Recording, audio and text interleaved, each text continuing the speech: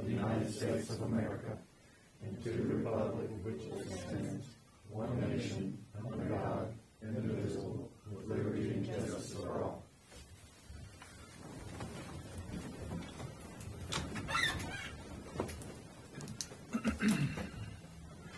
Okay, so we've got a lot of business to do tonight.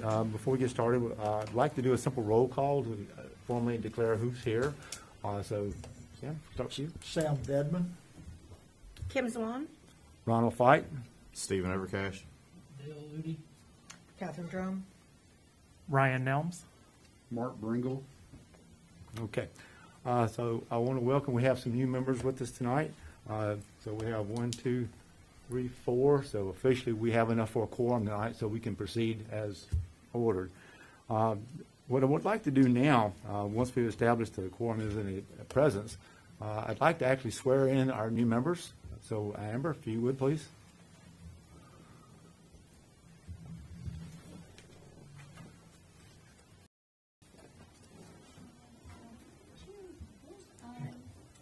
The new members will stand up, and I'll probably do two, and then do, and then one separately. So we have to.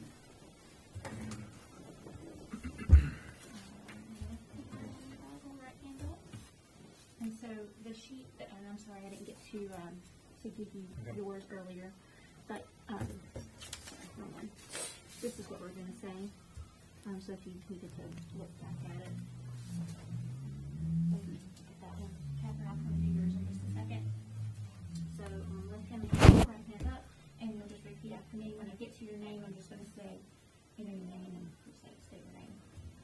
I, your name, I, Mark Bringle, I, Ryan Nelms. do solemnly swear do solemnly swear Do solemnly swear that I will support and maintain the Constitution that I will support and maintain the Constitution that I will support and maintain the Constitution and the laws of the United States and the laws of the United States and the laws of the United States, and the Constitution and laws of North Carolina, and the Constitution and laws of North Carolina, not inconsistent therewith. not inconsistent therewith, I'm sorry. yeah, and the Constitution and laws of North Carolina, not inconsistent therewith, And that I will faithfully discharge the duties of my position and I will faithfully discharge the duties of my position and that I will faithfully discharge the duties of my position on the planning board, so help me God. on the planning board, so help me God. on the planning board, so help me God. Thank you. If you'll sign here and here for me.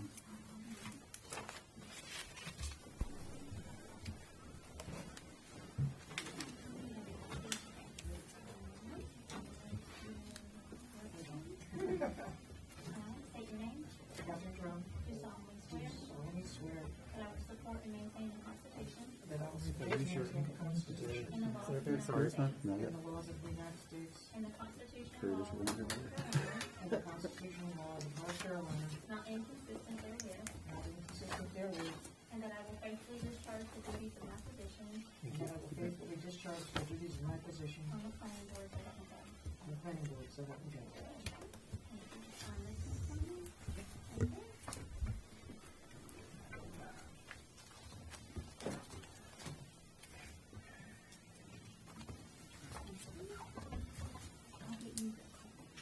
Okay.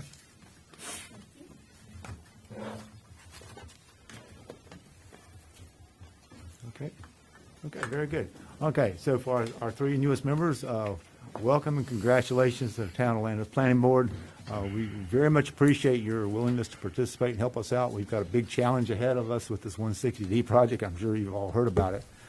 So we're looking forward to you helping us out and contributing. So again, welcome. Do we have any other board announcements that we need to make at this point in time? Not that I know of. Good. Okay, then we'll move on to item 5 on the agenda. We're looking actually, and this seems a little odd and unusual, but we're looking actually for the minutes. No? No, there will be no minutes from that.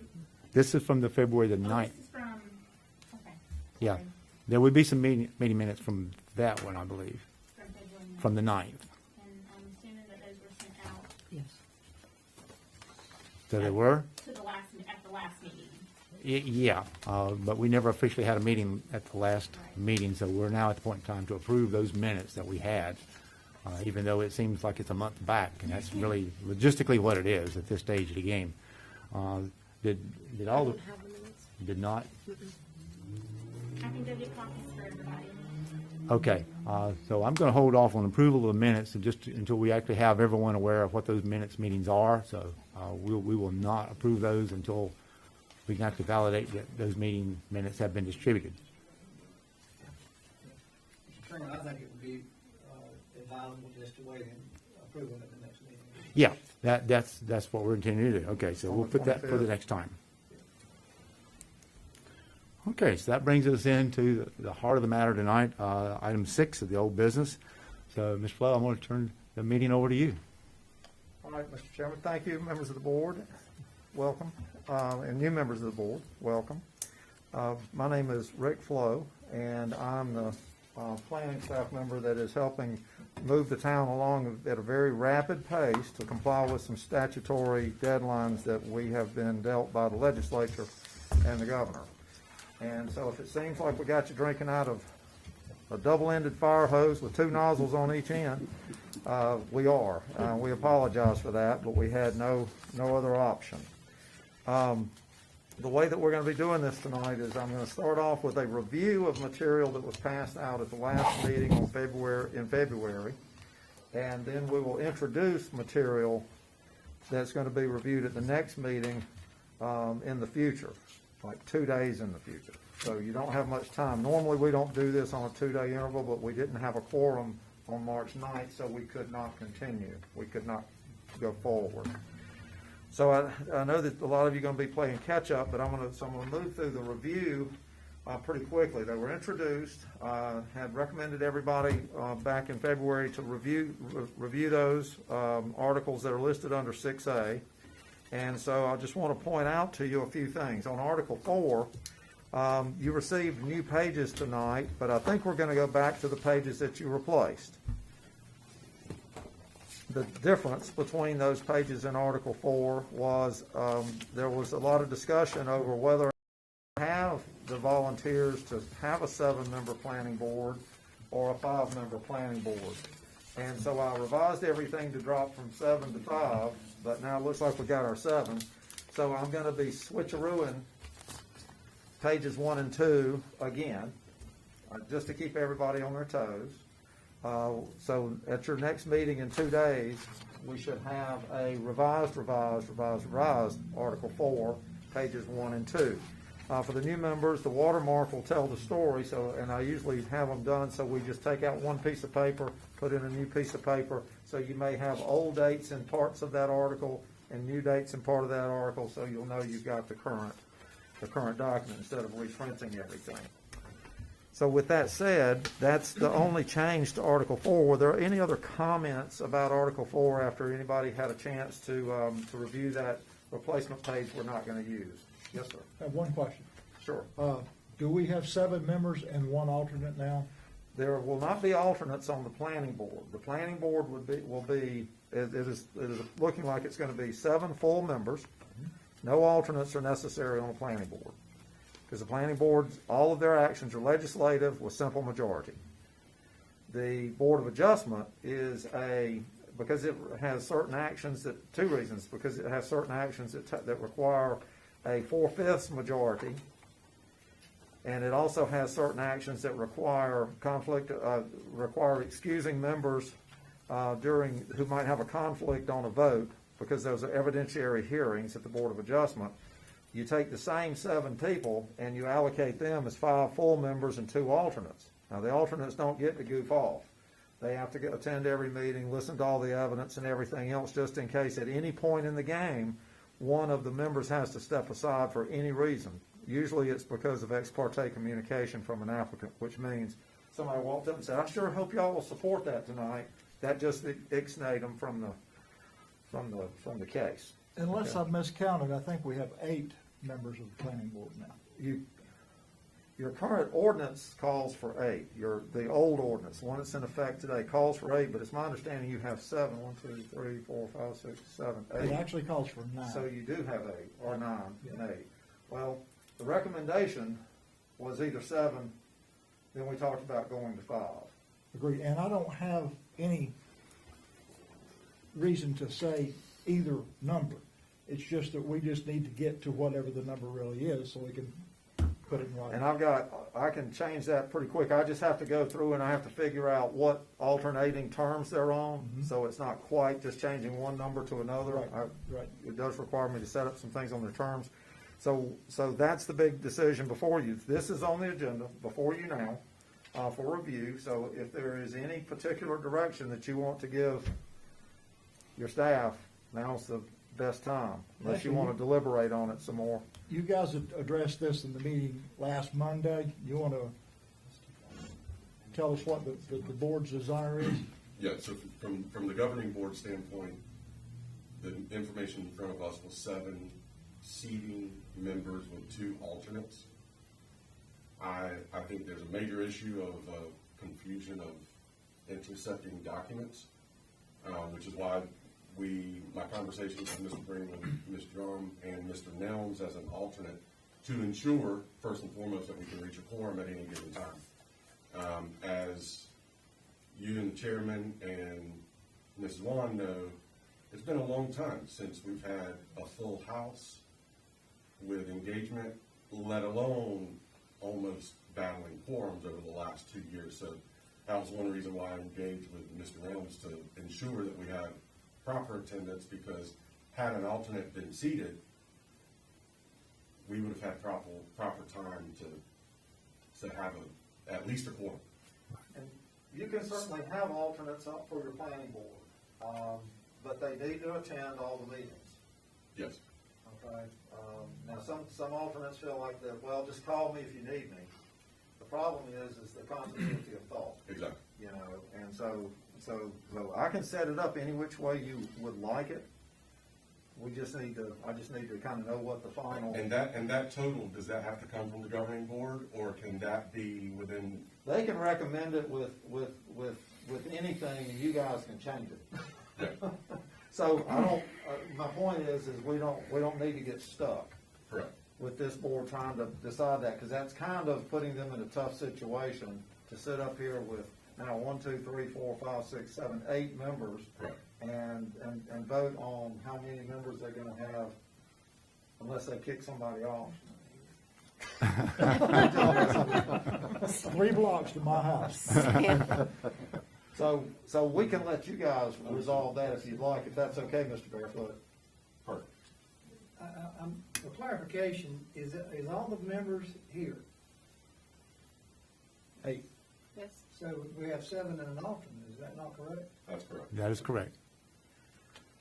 And then, so I just need a hint, a wink and a nod as to how I should draft this. One of the new ones. If you think 7 plus 1 alternate, With conversations I've had with the newly sworn in planning board members and with several of existing planning board members, is the only reason for discussion of the 5 was for the simple fact of hitting the quorum number of 3. Yeah. So that we don't lose any more meetings, with the intent and the interest of serving that all 3 have presented that were sworn in today. I think we leave it at 7 with an alternate. and add an alternate. Because life does happen with everybody on the panel, and who knows when Mr. Nelms, as alternate, could be voting, if we go by historical track record over the last 24 months, every meeting. Okay. Also, the current documents that we have, in addition to saying 9 members, also says a quorum is 5. It does not say a majority. And I think that we should determine a number for a quorum based off the 7, which would in turn be 4. If that can be done. That's correct, and that's not, that it's a simple majority is the way the statute reads, and so whatever the number of regular members, it's a simple majority constitutes a quorum, which means 4 of 7 would be a quorum, so you can meet. And that's not a majority of the ones that attend, it's a majority of the Total number of Right. members, right? Now, let's suppose that you've got a vote, you've only got 5 people in the room or 4 people in the room, and you have a vote, then it's measured based on a simple majority of those present. So it takes a majority of the whole to meet, then it takes a majority of those present to decide something. Yeah, and if Ryan has graciously agreed to be a alternate, then I think that there probably should be some language in there describing what the alternate's role is, that shall attend meetings, but only votes in the case of a absence of one of the. All I gotta do is other reach members. down in that third page and pull some of that up to the first and second page, and we got it, because I've got alternate language on the Board of Adjustment. Sounds good to me. Yeah, I'll fix it up. So, Ryan, you good? I'm All good. right. All right, we'll take a break at 11 for about 10 minutes, and then we'll get back to it. So any other comments on 4? Because I'm going to be moving you along tonight. This is a long night tonight. Any other comments on 4? Thank you very much for that feedback. That's good. Okay, Article 11. Mr. Blau, I do have one question. On 4? Yes, actually, on part 4, on page 6, and maybe this is just my oversight. It references Article 15.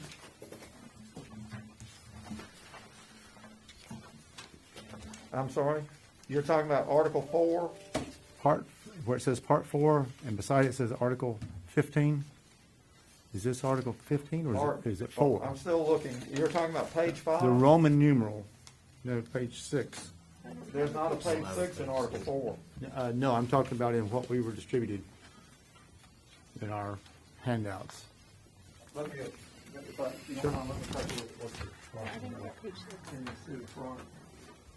This is not part of your UDO, of the ordinance that we're working on. Right. So this is not going to be part That's of. a separate item that's on the agenda down here. So, okay, this is over here. Where's our current agenda? It is item Is that B? that A became B. So it slid down. Yeah, I This is understand. A, Right. this is B, that's C. Okay. So it's that long We're one going right to talk there. about that here. Okay. Right, that's not anything that goes in this notebook. Okay. No. Okay. All right. Article 11, getting away from that boring stuff about administration and boards and everything, get back to what the new members will hear me refer to as the character articles. The character articles, and you should have a reading guide in the very, very beginning of your notebook. If it's not in there, let Amber know. We'll make sure you get it. The reading guide basically breaks that whole book into 3 kind of compartments. The procedural, administrative procedural, the mandates, both of which are boring and super boring. And then, of course, the stuff that makes Landis, that makes the community special. And so that's where we were. I affectionately refer to 11, 12, and 17 grouped together as the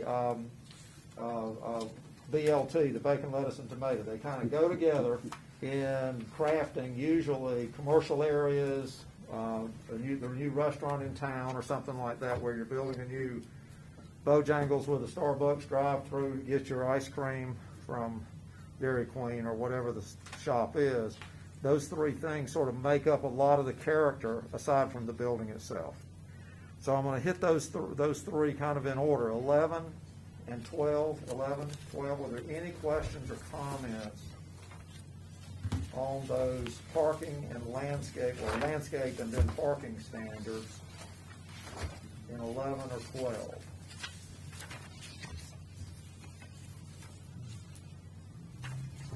Hearing none, I'm going to ask about 17. That's the T. Some people don't like the T, the tomato. That's the sign standards and specifications. We spent quite a bit of time at the last meeting on those, talking about the content neutrality aspect. Prohibited. Those are problematic. Another is those things that are exempt, like safety, public safety, warning, all kinds of things along those lines. And, you know, it also, and then you get into the permanent stuff that everybody's accustomed to, like the golden arches, okay, or something on the front of the building that like Exxon, that brands the place, that permanent signage. And then that 4th category is the temporary signs. Those are your miscellaneous signs, like I'm going to have a yard sale Saturday, or I'm going to sell my house, or any number of other things, going out of business, or whatever the case may be. And those used to be spelled out with standards that were unique to them, but the U.S. Supreme Court recently ruled that you cannot classify a sign based on reading it. Okay? So if I look at a yard sale sign, and I look at a house for sale sign, and I look at a going out of business sign, and I look at a, fruits and vegetable farmer's market sign that's set up for road stand in a mile, they all are just one thing. They're a temporary sign. So we have to set standards around that temporary sign based on the type of district that it's in. Like, is it in a neighborhood or is it in a commercial area, that sort of thing. So that's where those come in. Don't shoot the messenger. That was a U.S. Supreme Court case. That first caused a little heartburn over house for sale signs, but generally speaking now what we're starting to see is the house for sale or property for sale signs don't have to stay up very long anyway, so setting a standard like 6 months is typically more than ample now. But that also means that the yard sale sign can stay up 6 months. And then I can go out there and change the yard sale sign to say puppies for sale. And it can stay up still that same 6 months, okay? So that's what the 11, 12, and 17 are all about. No such thing as political signs anymore except in state DOT right-of-ways. Everything else is just a temporary sign. State DOT has, or the state legislature has exempted political signs in state-maintained right-of-ways in contradiction to the U.S. Supreme Court ruling in 2015. So it is what it is.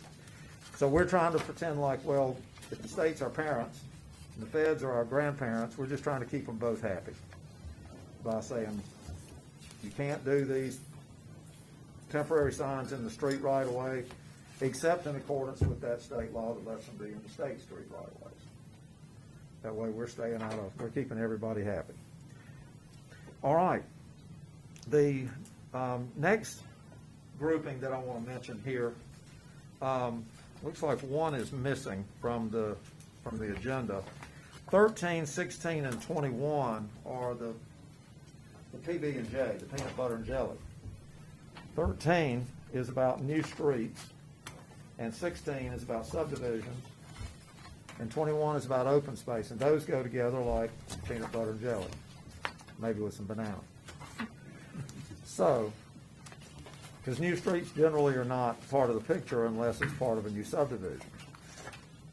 Private money, developers basically build all new infrastructure in towns, except when towns might extend a main or replace a main of some sort. So that's why those three go together. So when you're reading and looking around that, you'll see a lot of references between the subdivision standards and new street standards, and then open space standards. I don't know why that got deleted. Article 19 was substituted. Article 19 is entirely new. It replaced a very abbreviated Article 19. It happens to be one of those of the generally boring persuasions. It's called Watershed Protection.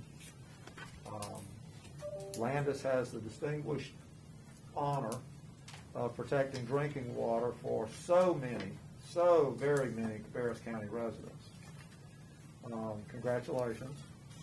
You do protect it for a few Rowan County residents, but predominantly you protect a lot of drinking water for a lot of Cabarrus County residents in the Lake Fisher and Lake Kannapolis watersheds. So you have two different watersheds that you primarily have jurisdiction in. Now what that means is if I go out in the yard and I pour a cup of dangerous substance on the ground and it doesn't evaporate, it just gets caught up in the rainwater, it's going to ultimately end up in either Lake Fisher or Lake Kannapolis, both of which are drinking water reservoirs. So there are standards that you have today. We're not changing those standards.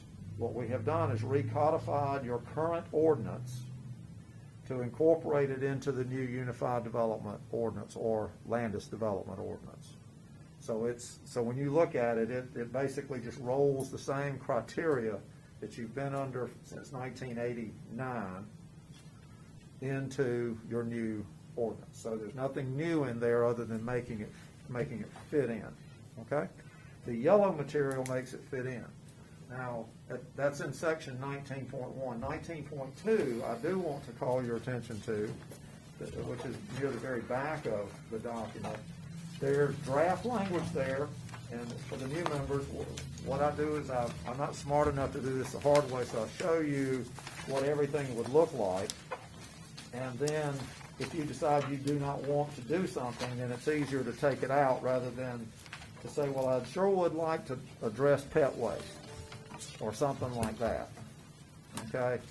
And because if you said that to me and I didn't have something for you to look at, then I'd have to go back and create it. So I'll show you what it would look like. 19.2 begins on virtually the last page, or next to the last page of 19.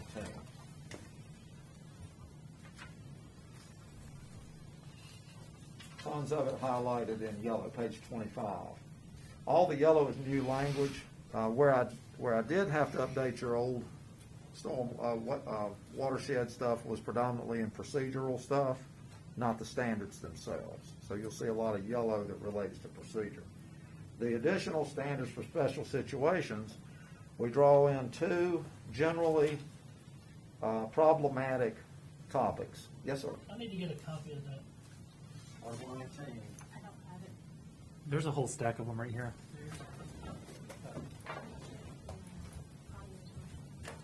Thank you. I'm not hearing it here.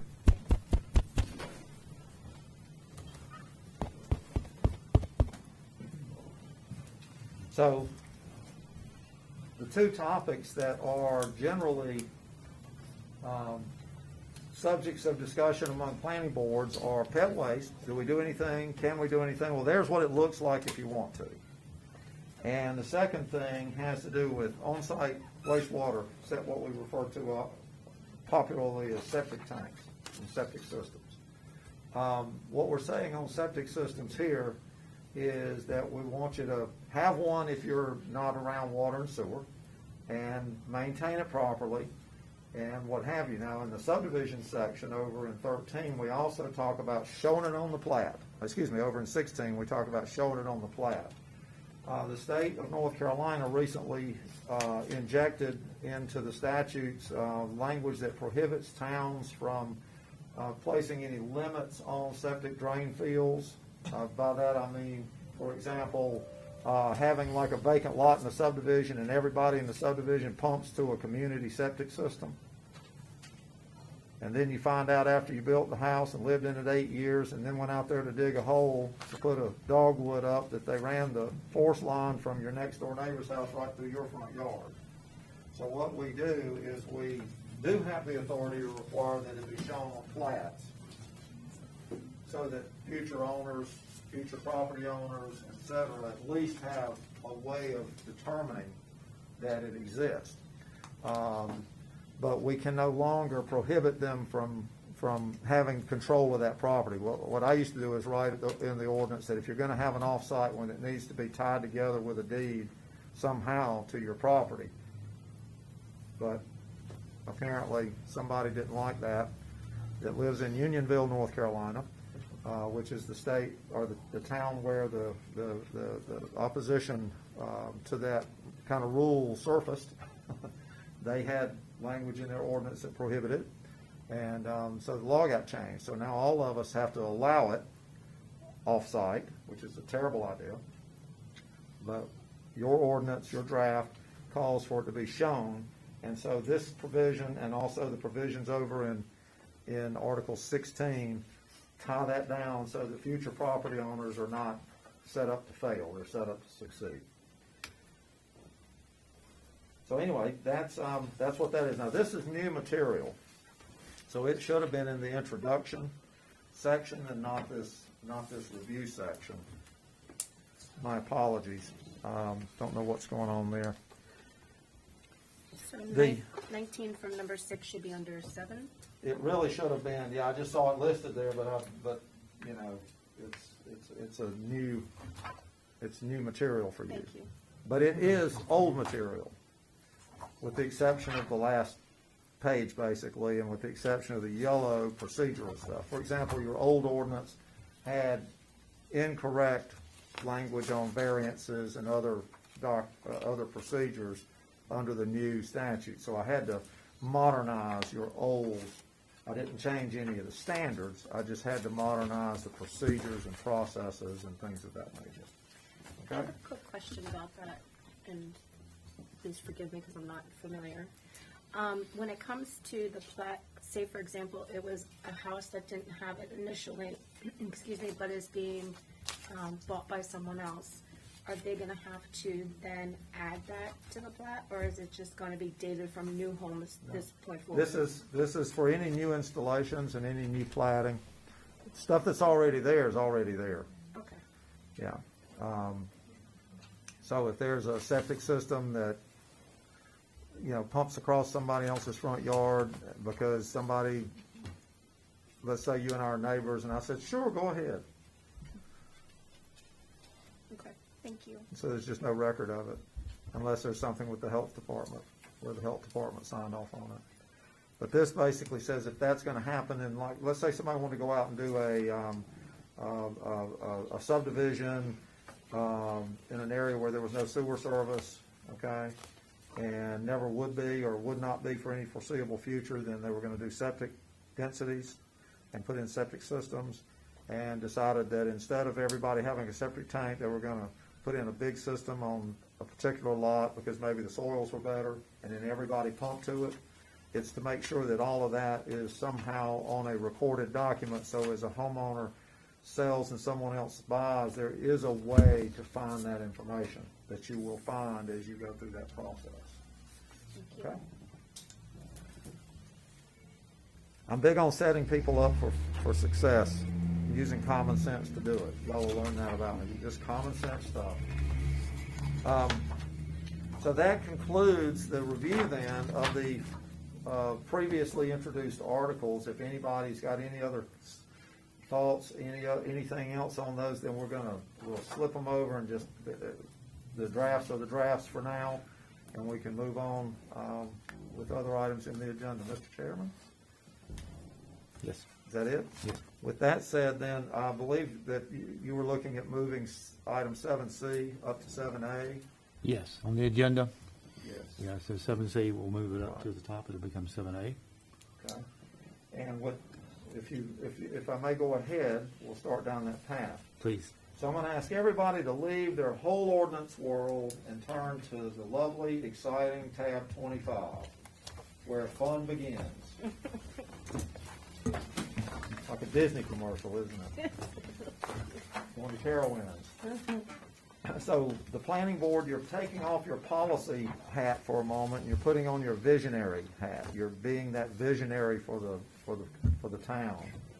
And I'm not the best person to introduce this material, which is a very abbreviated little document, to fit your budgetary limitations.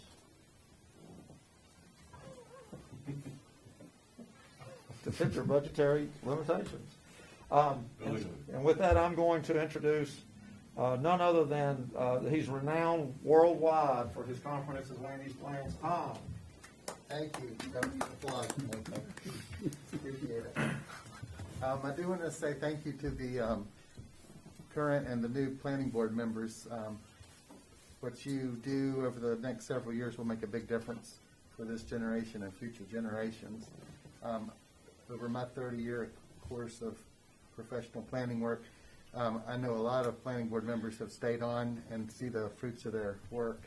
I know it probably seems intimidating right now to the new members, but like Rick said, this Landis development ordinance will really set you up for success, and we want to kick it off with the comprehensive land use plan. It's a 20-year plan, and it is necessary to consider and recommend adoption later to the Board of Aldermen for a few reasons. One is that it's wise and smart to obviously to have a plan for a host of reasons I won't get into. Also, you're going to need to have that to comply with 160D as well. It's not just the Unified Development Ordinance that's required, but you have to have a plan to retain the authority to administer zoning. And so that was a big reason we were excited to work with you on this. abbreviated version as it is. It is abbreviated, but over the years, you can add to it. You'll have other kinds of planning studies that you can adopt by reference to enhance the plan, and it'll have policies. If those become just as strong of references in some of your deliberations to recommend rezonings or growth as the plan itself. So keep that in mind when you start to launch into considering entering into new plans, whether it be a park or sidewalk plan, that kind of thing, that it can be added into this plan. It'll get thicker. You can do some public engagement and start to add more policies and goals in here. But this will get you started. The plan is both a combination of the narrative that's written and also a map that's similar to the zoning map called a future land use map. And this document you'll use when you, and refer to often when you're reviewing rezonings, land use decisions. It shouldn't be used only by the planning board and the board of aldermen, but also other departments for capital improvement projects, grant applications, priorities of what the board of aldermen we want to pursue. And it's not only going to be fulfilled by the public sector. The private sector helps fulfill the land use plan and the policies in here. A few of them are geared towards partnership with businesses and that sort of thing. So there are plenty of other communities in the state that haven't had plans, and this is new to them. But as Rick said, this is more visionary. It's not as hard and fast as the ordinance standards and specifications, but it is it's almost more important in the hierarchy, because you do start with where you want to go, and you enter, instead of looking at rezonings and growth decisions on a case-by-case basis, you have a wider understanding of how decisions that you make can fulfill the plan and the policy set forth. The reason I was able to work on this in a quick time frame was I was fortunate to work 2 years ago on your downtown park plan with Board of Aldermen Corher and a committee that was put together. And the different city officials that I worked with over the course of months told me a lot about the town and the values. So I tried to draft goals and objectives and policies that related to those items, which start on page 6. The previous section before that are demographics that are important to have in the plan. But to skip to page 6, that's where you want to start looking at between now and Thursday. And again, this can be amended just like the Landis development ordinance over time and as you need. So if something's not in here and you want to add it later, 20-year plan, you have plenty of time to do it. But what I heard was in that was to skip through a few things here. Goal 1 is to attract growth. Come together as a community. The downtown park before COVID, we just described that it was really a place where a lot of events were happening and building, and then it just had to stop. But community and family identity, or family friendly, is a big thing. People want to keep small town feel and definitely retain existing businesses, especially downtown and in the industries, and continue to pursue additional downtown revitalization opportunities. In that case, we prepared the town to apply for enhancements to your wonderful downtown park, and that was a very competitive year. There wasn't much for the state to award, so you've got it for future years, and we've learned other things from that. But anyways, and then finally goal 8 sets you up and sort of launches you into the Landis development ordinance. It states adopt strong zoning standards and specifications for board decisions. So this is the basis for you to have your Landis development ordinance. Introduces it, and then from there on it summarizes each of your districts. And so that is a summary of the structure and the intent of the plan. And the Rick, flip to the future land use map. Currently, as it's drawn, it reflects largely what you have now. But we have intentionally not added a lot of commercial at the boundaries. We went, as you went to infill and revitalize your areas that already have infrastructure available. But that is a quick summary of what the plan entails. Would co-author Rick here, do you want to add anything? Yeah, I want to kind of say this about the fact that you really don't have a lot of growth areas. You've got, most of your land area is established in some way, shape, or form. So most of your evolutionary growth is going to be reuse, redevelopment, repurposing, things of that nature, okay? And so you're not going to see a dramatic difference between the zoning map and the future land use map until you do maybe some more specific area studies and figure out where you might really have some potential for something more creative or mixed use, or that might even, create housing for seniors that don't want to maintain yards anymore, or whatever. You've got a couple of older buildings that may have little life left in them for what they were originally built for, but might have other potential down the road for some type of reuse, okay? And reuse meaning converting a mill to a combination of housing and restaurants and other things like that. That's just an example.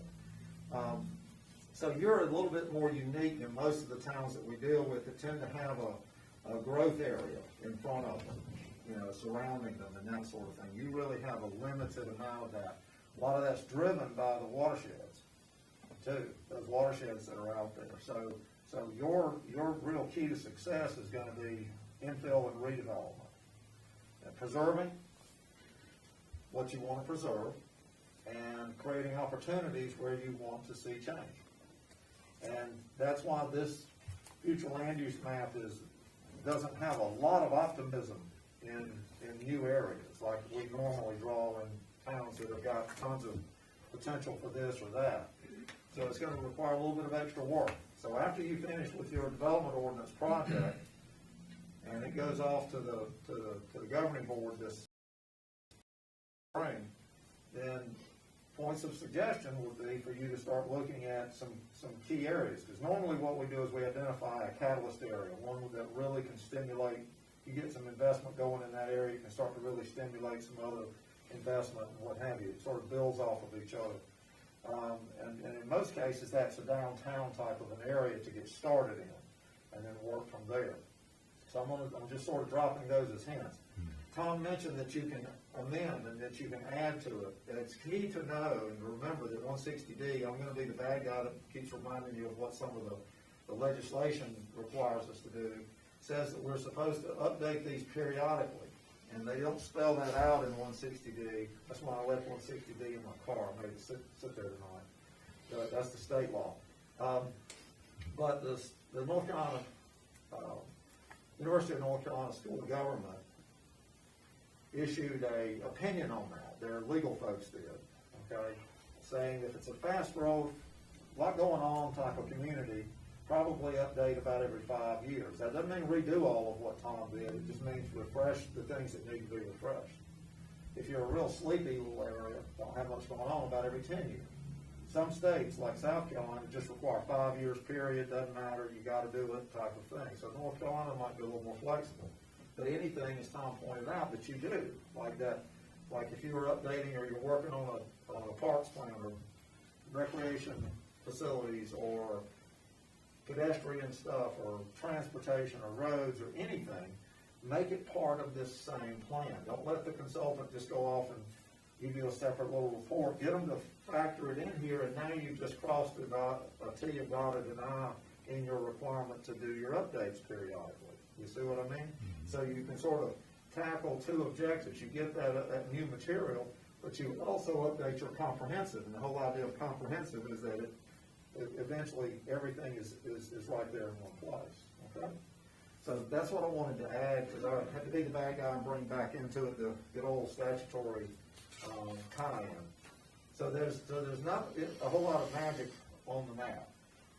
It's generalized, the residential, all the yellow for neighborhoods, that's neighborhoods that tend to have a little bit more capacity for new. The kind of mustard color is close into the downtown. That's your older established, what I like to refer to as your BZ, before zoning. Those patterned areas in town will have all kinds of crazy dimensions. You'll have little lots beside big lots and L-shaped lots, and somebody bought these old slithers with lots that they used to call lots. I call them land. Anybody remember the old 25-foot thing that you used to see a long time ago? And my grandmother said, "Oh, I bought 3.5 lots." Yeah. She had 87.5 feet. It was 3. Well, you still have some of that stuff on your books, and that's the way those older areas of town evolved.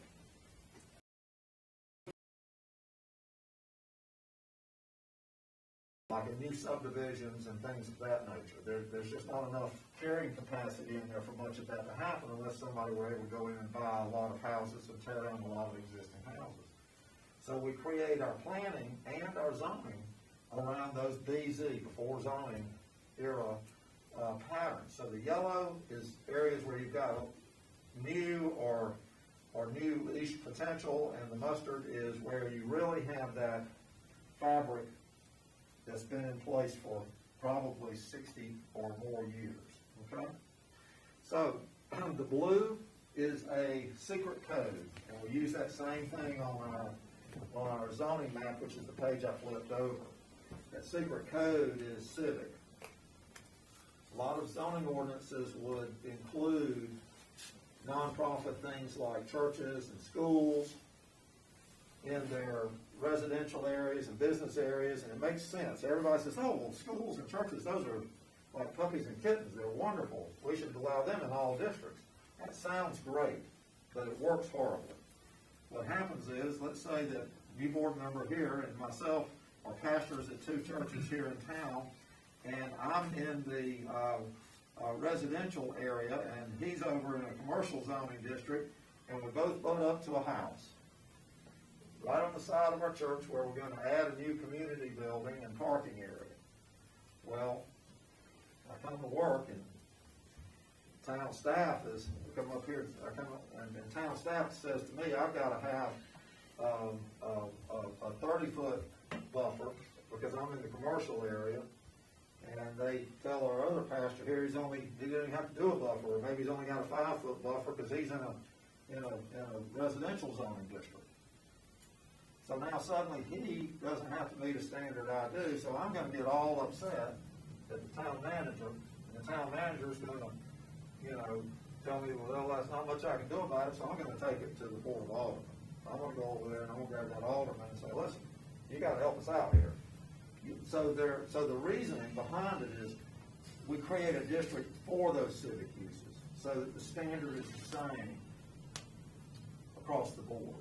If I'm doing a project for my school or my church, and you're doing one for your school or your church, we're faced with the same standards. So everything in town, church, school, etc., okay, goes in a civic use and in a civic district. Now that secret code is actually for the elected officials, so that, like our alderman here tonight, he'll be able to look at that map and he says, yeah, we got a lot of tax exempt property down here around this downtown area. We don't want to be buying any more old bank buildings to make a water collection point or something like that, which is common. You see towns buy a building to use for this or that. It helps them have a little bit more perspective. Well, we got a lot of tax exempt. The last thing we want to do is take more property off the tax rolls because it raises the tax rate. Tax base goes down, rate has to go up. So there's common sense, believe it or not, in the way that's built. I want to circle back to the yellow for just a moment. It says neighborhood on this, like new neighborhood, not little transitional neighborhoods, but your like new neighborhoods. On your zoning map, that might be broken into different zoning districts. based on lot sizes and densities and things of that nature. Like 1, 2, or 3 units per acre, what have you. So in the zoning map, it's gonna be far more detailed. The yellow area is kind of general, new neighborhoods, the mustard, the traditional neighborhoods. Okay, follow me? So that's how the comprehensive plan and the future land use map fit in. Now, Tom also alluded to it as being a reference.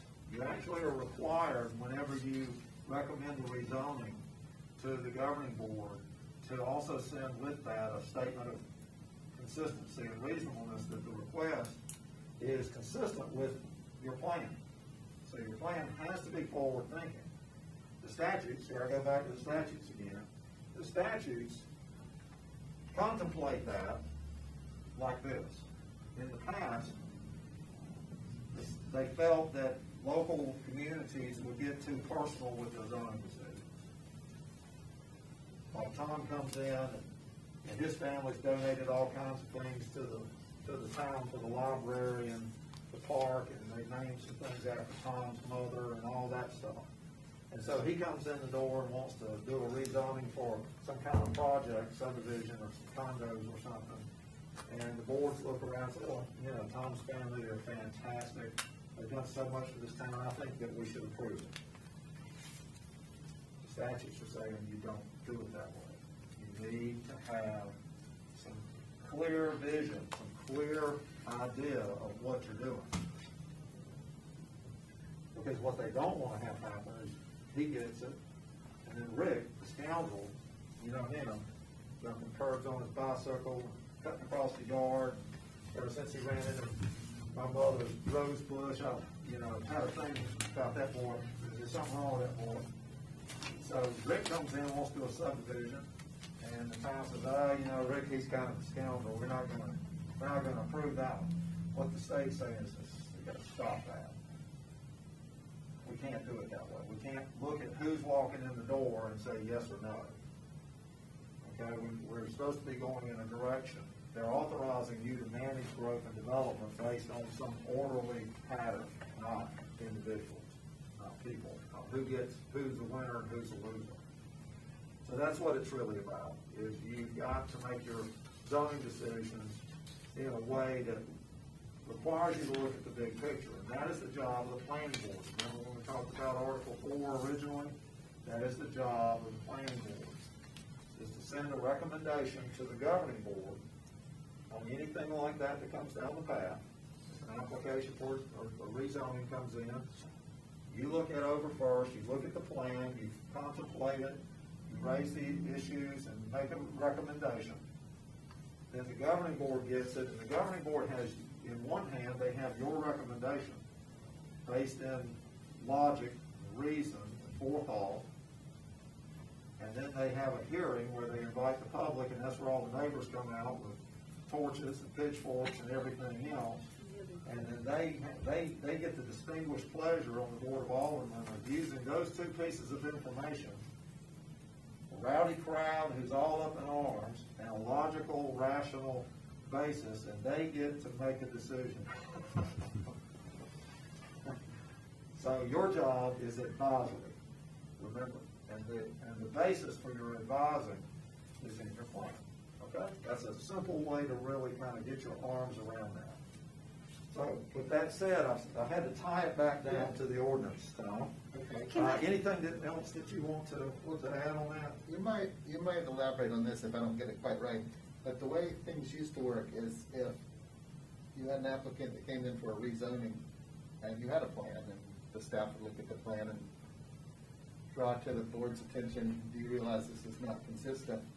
Oh, well, you're in favor of it, then let me work with the applicant. They have to go through a 3 or 4 month process at a minimum to change or amend the future land use map, and then they'll be back in about 6 months to go forward with that rezoning.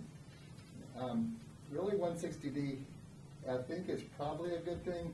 The pros and cons probably, but the way it will work now is, That gives you the option. yeah, We're not using that option. plenty of projects may come to town that you said, Tom and Rich just didn't didn't know that this amazing opportunity would come along in 2025. Somebody may want to do something that's not contemplated, and you may be extremely supportive. Imagine if you put them off for 6 months, they would go to probably another town. So there may be some instances where it's, what they want to do is not consistent with the long-range future land use map. You wish it was. Well, you'll be able to amend both simultaneously. You won't, but you'll be able to recommend to the Board of Aldermen. So that is actually a very good thing, I think, overall, because it used to be both processes that you would lose people halfway through. You can imagine, have to make decisions. That's a good point, Tom, because it is important to be able to realize, to recognize that we don't know everything. We truly don't have a crystal ball, so we're basing a lot of our sort of visions on the future based on inputs that we all know. Okay, as you look around the town, and when something comes out of the blue that causes you to rethink everything, then you have those options. Okay, you can make it simultaneous, or you can make it a rapid process. Okay, that's what 160B said we can do now. Rick, I have a quick question, excuse me Yes. for interrupting. Would we be able to get a copy of that map? Because I have the They're actual. supposed to be printed for all of your books. They were sent for printing instructions, so I'll just have to get with your staff Okay. and find out what people have and what they don't have. Okay, But it's all here. okay. It's all here. I just don't think all the printing has been completed the way it should be. Okay. I'll take responsibility for that. I'll accept responsibility for that. I've not been up here to supervise that, but it's my project as the project manager. That's a reflection on me. So my apologies. No, I appreciate that, thank you. Absolutely. We'll get that taken care of before you get back here. Wait a minute, there you are. Is that it? This is from when I was old. Oh, that's an old zoning map. Yeah, exactly, and it's the same map, it's just different. It doesn't have the districts and everything. Correct. No, the future land use and the zoning are two different things. And Yes. the old one, there are similarities, but they're not enough to go by. No, exactly, Yeah. that's why I would like that, Yeah, thank my you. apologies on that. And Amber, I'll help you with figuring out who's gonna be doing the printing, because I've been sending things to Shelley and you, but I know her Yes. schedule is maybe, somehow or another things aren't getting handled. So I'll come up here and pitch in any way I can. Any way I can.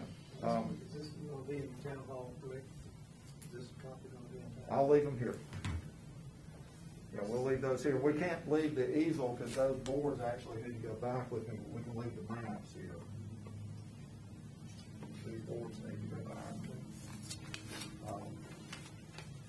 Those are other people's boards. Those are other exhibits, plans, and maps and things like that we've done in other communities.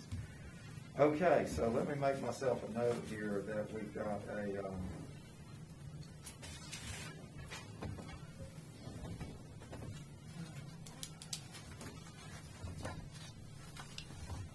And I think that that part of this, it's not, I accept responsibility, but I think it is that we've had some, probably some changes in our schedule and things of that nature, so I ended up sending not duplicate emails, but one right after another for a meeting on the 23rd and a meeting on the 25th with different files, and it could be confusing to Shelley and Susan. I always copy Amber with it so she's aware of it, because she keeps the files as the official record on behalf of the town. She's not doing the copying or printing or anything like that. So let me be clear as to who I'm frustrated with right now. It's not Amber. It's others. Okay, with that said,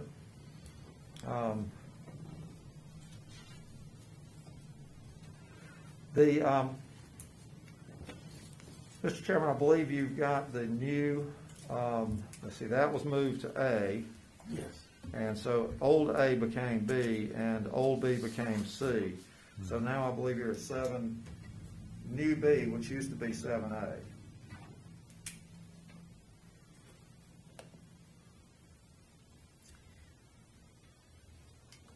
That's the reviewed draft text amendments on signs and planning board reorganization.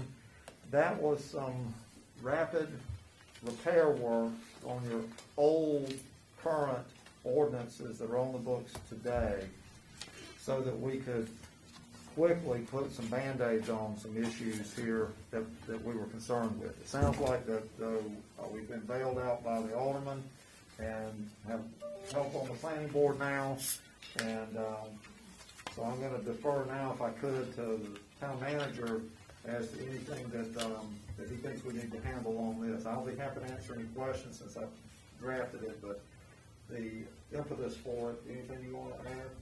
No, in our discussions at the last meeting, when we didn't have a quorum, we could still talk. And in doing so, we realized that there were some antiquated language in the Code of Ordinances, and also a desire to go ahead and, we felt like rather than waiting until you all acted in really prior to July 1st, we would go ahead and make those corrections now, and they would just mirror, or go right back into they would be approved now, and then repeated in the new document, and Rick would be the one that can take you through those. Yeah, if you don't want to do anything on the planning board, because it doesn't appear to me that you really need to make any big changes there, most of that will get taken care of when the adoption of the new development ordinance occurs sometime probably in June by the governing board. It was going to be to reduce the numbers to get them to where we could manage the numbers, but that's taken care of itself.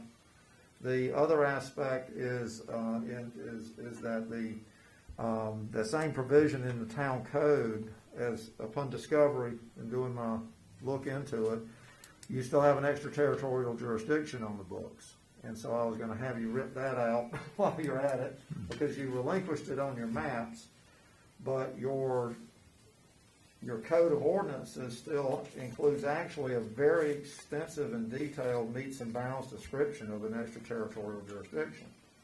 In the interpretation of the statutes, generally what you'll find is that unless it's taken away, and it's true, it's there.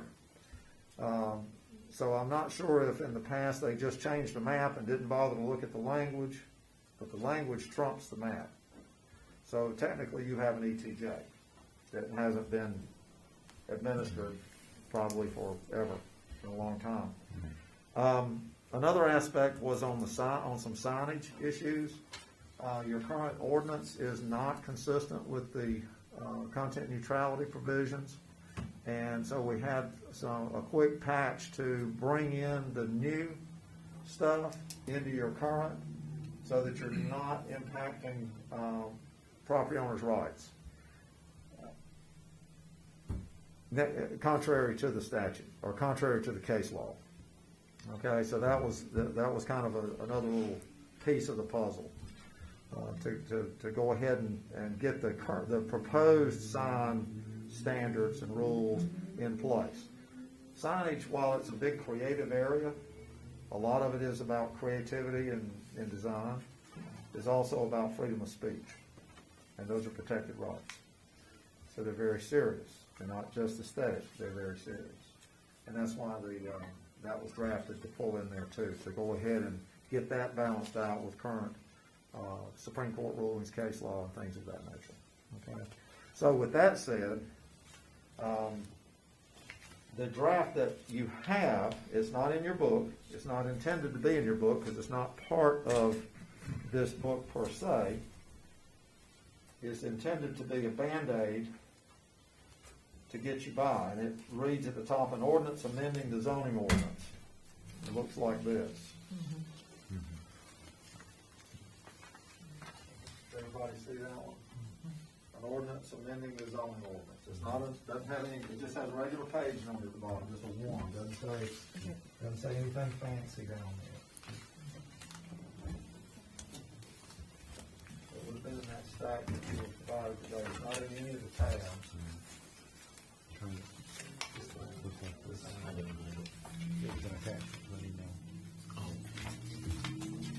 What we got now? If you don't have it on our computer.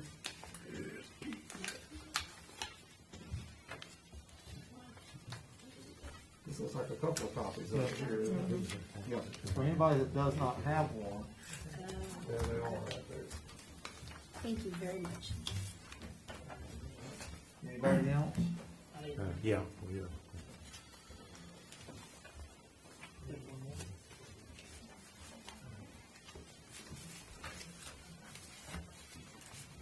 In the art of ordinance writing, or the art of bill writing, to quote the late Robert Moses, I set this up where part one at the bottom of page one, whereas is sort of all the recitals that tie it to the proper things.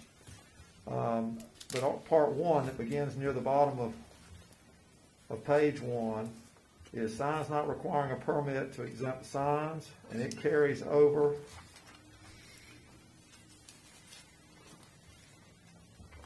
and picks up with a part two, prohibited signs, and both of those components are right from your new Article 17 in your development ordinance. But they get you over that hump between now and July, whenever the new stuff will go into effect. Okay? That's what those do on those first 4 pages. Almost all of page 5 as well. Okay? And they mirror what's already in your Article 17 under those same 2 topics, exempt and prohibited. Excuse me, I had a question on that. When I Oh, I'm reviewed sorry, I the, didn't no, see. that's okay.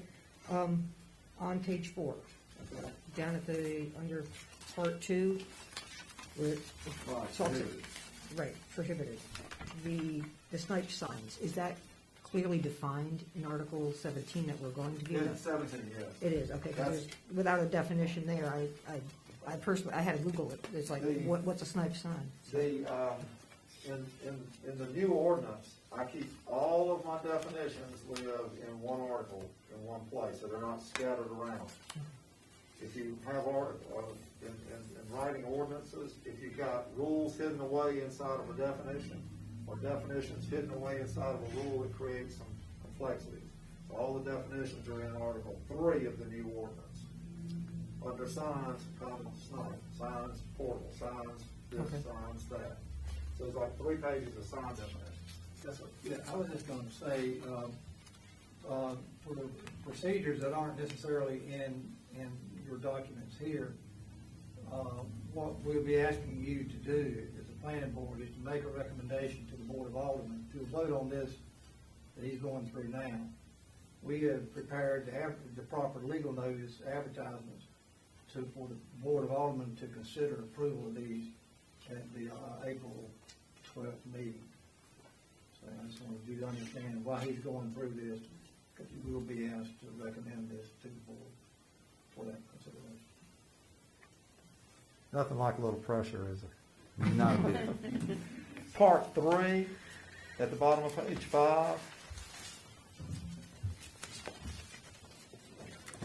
replaces all the stuff in the current code of ordinances, sections 31.095, 096, and 097, and repeals them in their entirety. That's where the extraterritorial jurisdiction stuff is. There's all kinds of extra stuff in there besides just planning board chatter. And then part 4 inserts the new planning board language that's right out of your new development ordinance in Article 4 to go ahead and move that into place quickly. Now, the big thing for it would be that if you were to make a recommendation at tonight's meeting or Thursday night's meeting, we would want to recommend it contingent upon the changing of 5 members to 7 members plus 1 alternate. And then I can edify that so that the Board of Aldermen receives it with its final version. So that would be, that recommendation is coming to you to, I'm gonna call this the Band-Aid Act. To slap some Band-Aids, some very important Band-Aids on your current one. Most importantly, the content neutrality provisions of the U.S. Supreme Court on the signage, elimination of a stated extraterritorial jurisdiction by meets and bounds, which ties it down pretty hard. And then that would modify your planning board size to 7 plus 1 from what it is now in the books, and I believe you said it was 9 in the books right now. I was thinking 8 in my head, but that's been like a week ago that I read that, so. Okay. So that's what that is. So, Mr. Chairman, members of the board, I think you have a recommendation from your staff to send the Band-Aid Act on to the Board of Aldermen so they can throw some Band-Aids on and patch a few things up right now that real problematic things that we see on the horizon if we don't have that. Okay. Is this something you would like for us to discuss and vote on tonight, or is this something we'll do Thursday night? That's your prerogative. I think tonight is probably, I'm getting the look, but I can't see his facial expression. We need, there you go, get that squinted eye to me here. We need to get it out tonight or Thursday at the latest, wouldn't you say, or? When's the advertisement run? It's gonna run Thursday. It's gonna run Thursday. So it's gonna be out in the paper Thursday. To be advertised, it has to be advertised 2 weeks, or to be advertised on the 25th and the 1st. So we need to do this probably tonight in the Yeah. hearing. I think that would be appropriate. I don't know that there's anything that the signage just mirrors your new stuff, the planning board stuff mirrors your new stuff. Right. So really everything is mirroring stuff that's in your draft of your new ordinance too. So it's not completely new to you. Okay, well then, I would like to, if it's appropriate, to make a motion to send this. May I ask a question first? Only because I'm brand new, trying to read through this stuff and trying to understand. Just a question on some of the signage stuff that, to me, seemed a bit strange. If it's going to be in our new ordinance. It's talking about signs being attached to light fixtures, curbs, sidewalks. Which section? The telephone, I'm on page 4, under that, the one that you're saying is our Band-Aid to go in. That is for the record, that is the prohibited, Right, under the prohibited, yeah. so it would be the B part, where it's talking about Right. signs. If we have something like that in there, in all due respect, how are we gonna police that? Usually when you get a call to town hall, with somebody complaining about signs, Like yard sale signs attached to a telephone. right, let's Or a say, lost pet, it just seems kind of, really? I mean, are we gonna get that picky about, and how are we gonna police how long it's been up there? I mean, that just was my reaction to it, because I walk the town regularly, and there are plenty of signs on telephone poles. would you like for me to respond? Sure. Okay. The response is that generally your staff is not going to go out policing all that all the time. Okay, that's generally not the way you do that. However, when you receive a complaint to town hall, you either have something on the books that does allow you to address a problem if it becomes a problem, or you don't. And that's why that's in there, so that you have that on the books. It's not saying that staff is going to be riding around watching everybody to see that nobody's stapling a sign up, but because most of the little yard sale stuff, people will put it up and they'll take it back down. You don't really need rules for this for people that don't push the limits. You really need the rules for people that do push the limits. So if you get a call and you can do two things. You can say, we'll look into that, and you do. Or you say, well, we don't have anything on that. That doesn't matter to us. That's what this board needs to make a decision on. Do you care or don't care about that? It's not about having a staff member ride around and pull them down. Now, even though I have used a screwdriver to literally remove remember Calabash Seafood? They had the red signs that were about that long, about 30 years ago. And we had a lot of 4x4 wooden post stop signs and street name signs in this area. And inside the city of Kannapolis, where I administered these, I literally would unscrew the signs from the stop sign. It'd say, stop, Calabash Seafood, at every intersection. Because we got a lot of complaints, and so we had to do something. So I'd always, going to work, I'd take a different road and take down signs, take them with me. Put them up there, call Calabash Seafood. You can pick them up anytime you want them. They'd never show up. That's just an example, ma'am, though. I hope that gives you some clarity. It's not about spending money going out and chasing these violations as much as it's when you've got a problem, you've got a solution to the problem. The other option is you call the property owner, you call the phone number on there, and you say, hey, you know, this yard sale sign's been up here for a year. Do you mind getting it down? You know, it depends on the technique required at the time for that. If it's a blocking view, if it's obstructing safety at an intersection, at a stop sign, you can't see oncoming traffic, or it obstructs a view, then maybe you take action right away and you remove it. You see? So that's why that stuff is in there. Otherwise, if it's not prohibited, then there's not a provision that can help you deal with it. Other discussion? Does anybody have any other questions or anything that needs to be addressed? Okay, I think we had a motion on the floor. Yes, already. yes, to put the ordinance amending the zone ordinance to our Board of Aldermen. Along with the changes to the number of members on the planning board. Correct. Thank you. I have a motion on the floor. Do I have a second? I'll second. Have a second? All in favor? Aye. Okay, for the record. So we are in agreement.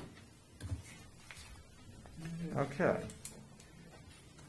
Thank you, sir. Tom, you don't have to hang out for this excitement if you don't want to. Well, Mr. Chair, I'm gonna excuse myself. I think I'll see you back here Thursday. Thank you very much. all. Thank you. Thank you. And so read through that stuff in tab 25 on the plan, and then really grilling when he gets back. Ma'am, did that answer all Yeah, like- your concerns? 'Cause Like I Or were there said, just more? some of them just seemed strange, you know, a little bit too prohibitive, but I guess they're not prohibitive unless somebody's complaining. And then, Well, that's the whole idea, because most of your small town enforcement is based on complaint basis. So it's not usually a problem until it's already been up too long. Okay.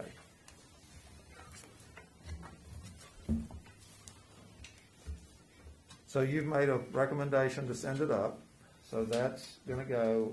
Amber, if you need anything from me, I've got my notes to try to get you that one with the corrected version so that you'll have that for Thursday night. Okay? And then I'll also be correcting Article 4 for reprint of certain pages, bringing it back to the 7+ for Thursday night. So we're gonna have updates to your Article 4, and then the governing board is gonna take that Band-Aid and move and look into it at their meeting. Okay? All right. Mr. Chairman, may I go on to item 7C that used to be 7B? Yes, please. All right. Does anybody need a break? Yes. Okay. That would be a good idea. All right. This is where we need our AV. So action items that we have. There's some Okay. bottled water back on the back, if anybody needs water. Thank you. Okay, time for the break. What time shall we? Well, this has I'm gotta looking at the be- clock thinking, when do we all need to be seated? I'm gonna guess 10 minutes. Okay, 7 o'clock. 7, yeah.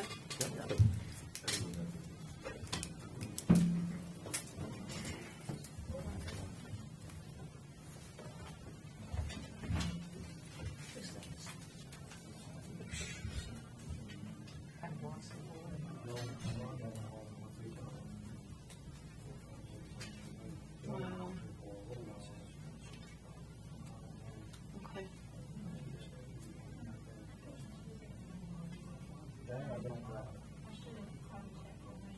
Wow.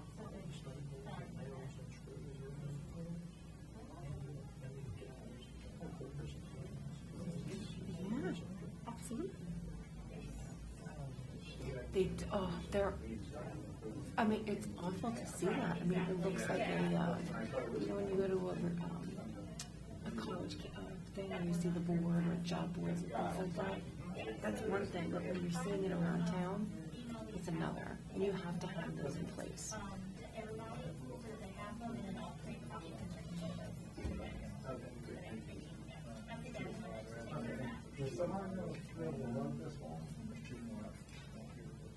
Yep, I've seen that. Mm-hmm.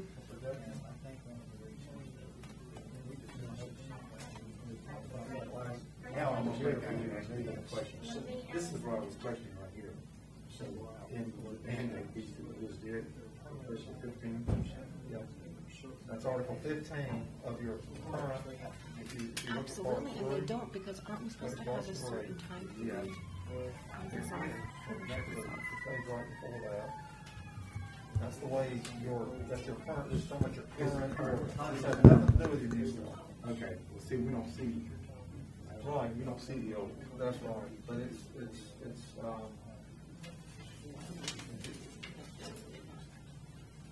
three, there we go, time code ordinance is $31, for this.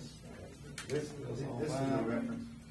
Oh, I see what you're doing. That's right, you don't have that, and what we're doing now with this is we're inserting this into your current zoning ordinance. I just want to be sure. That Article 15 is your old ordinance.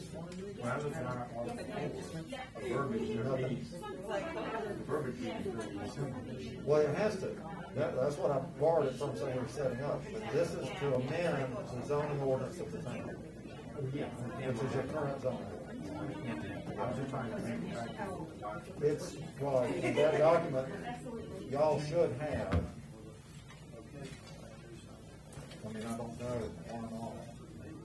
But that's the one you're gonna be in. The regional books that we've issued. Yeah, and those are gonna be repealed by this new. Those books are okay.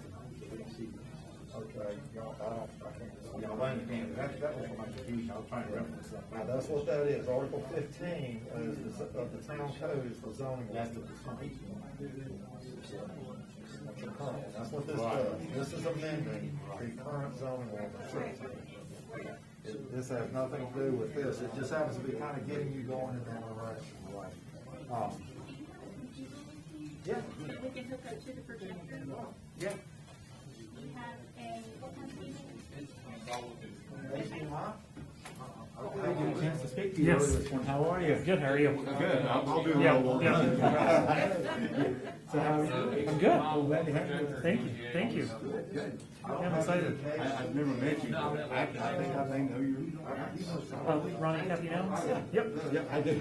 Absolutely. Yeah, they're a little closer to my age. Yeah. I actually used to, many years ago.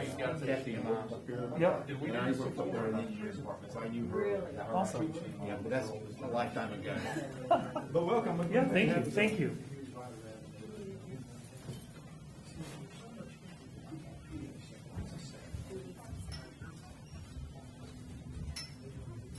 No, me too.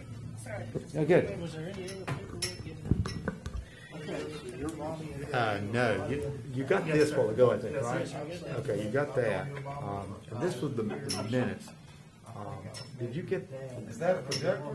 Tim, I guess it's supposed to be, did you get this? No, that's Nice. VGA. Yeah, I came out. What we're gonna do, we'll actually, vote for this at the next meeting. It's So a I think PDF, some didn't know. but yes, I didn't know PowerPoint, about it. I just thought, we normally don't do it in PowerPoint because everybody's computers. That's not my bad, for sure. Yeah, we got, Yeah, that's what I thought. I think it's this one piece here. Yeah. Finish that and we'll be home for the night. I gotta get, I know, I gotta get 2 years. Yeah. Yeah. take this with When I me. saw it, my first response was, and drove by it after the Christmas parade. Luckily, a parade was about less than selling for, so it worked out in my benefit. I can appreciate it. Oh, that's what sold it to us.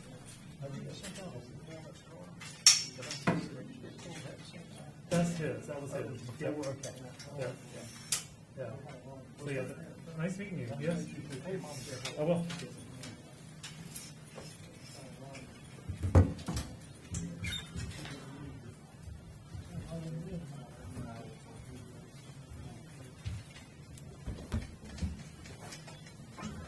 The mask was new. I think Sylvia's so good. I thought that I know. This one would be a little bit better use. I got the reusable ones at the beginning, and then I just said, screw it, and went with the disposable for breathing through everything. Yeah.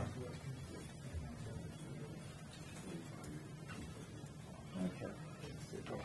Is lamp on the end of your, Yes, absolutely. are these trash? That was copies of the new Article 19. So, once you make that decision.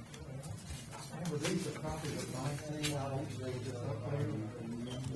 We probably need to put some quality control on who's got what, doesn't have what.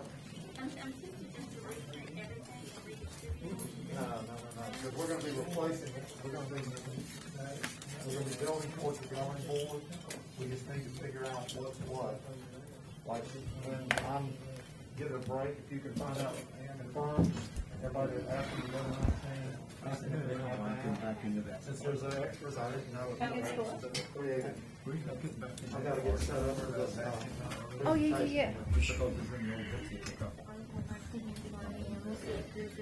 I have. Town managers. Oh, gotcha, yeah, so that one would be. Yeah, and that, I should say March 17th. Yep. Yeah, okay. Now, will I get the binder? Yes. you will get the Okay, binder. Is that not his bond? No, that, It's the town manager's Oh. binder. Yeah. Yes, we were waiting on some more binders. no, you're good, you're good. So hopefully we'll have that by then. Okay. Would you put the Article 19 for me, and we'll make sure you have the updated version? All you gotta do is take my tag Someone off said on you it, can and you have can have that. it. Yeah, Yeah. Okay, let me do that. thank you. And we'll get you That's that 1 minute. first meeting town manager. I don't want that. Are you on this one? I am, yes, sir. Oh, Okay. On the next page, it'll say draft Yep. March 17th. That's the current. Yes, Well, I'll be okay. perfect. Uh-huh. Thank you. In, Yeah. schools, you know, Which house, like, keep going across from it? well, the house on the corner is Teresa. Yep. That's Okay. yellow. Yes, yes, yes, yes, yes, yes.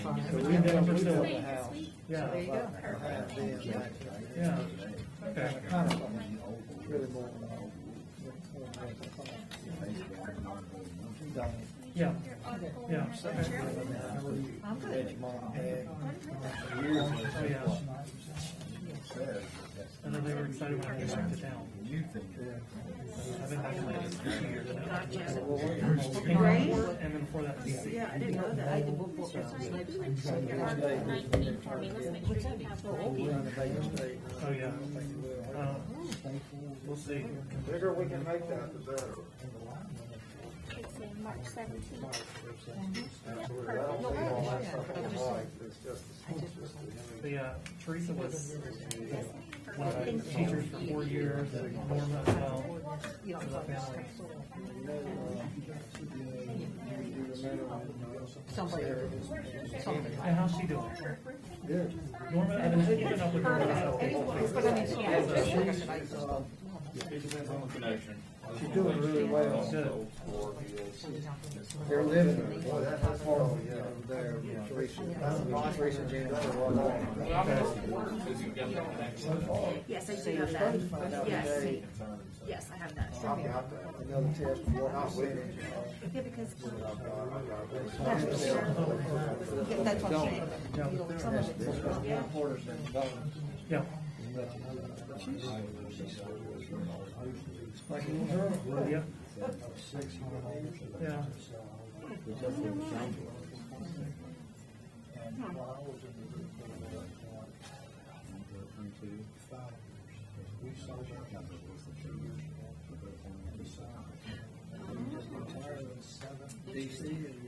I hate it.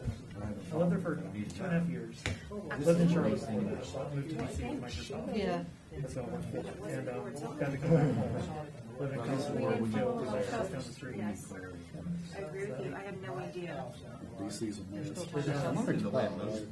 At Taylor's lived in Maryland, I had to drive to Arlington every day. So that was just a, Wow. There you go. I'm gonna still do this. yeah. I get north, I try to go another way. Yeah. Yeah, I think the need greatest part was just Yeah, having yeah, all the no, I museums I could go to over the weekend. I'd always take a train into the city and just try to explore something Why don't I new. care if they write on there? Well, I Googled it. Yeah, we have football games up there. We're No past football games, I went to baseball Okay. games. Yeah, FedEx team. So we could, come back together again after our break, and Russ, the floor's yours.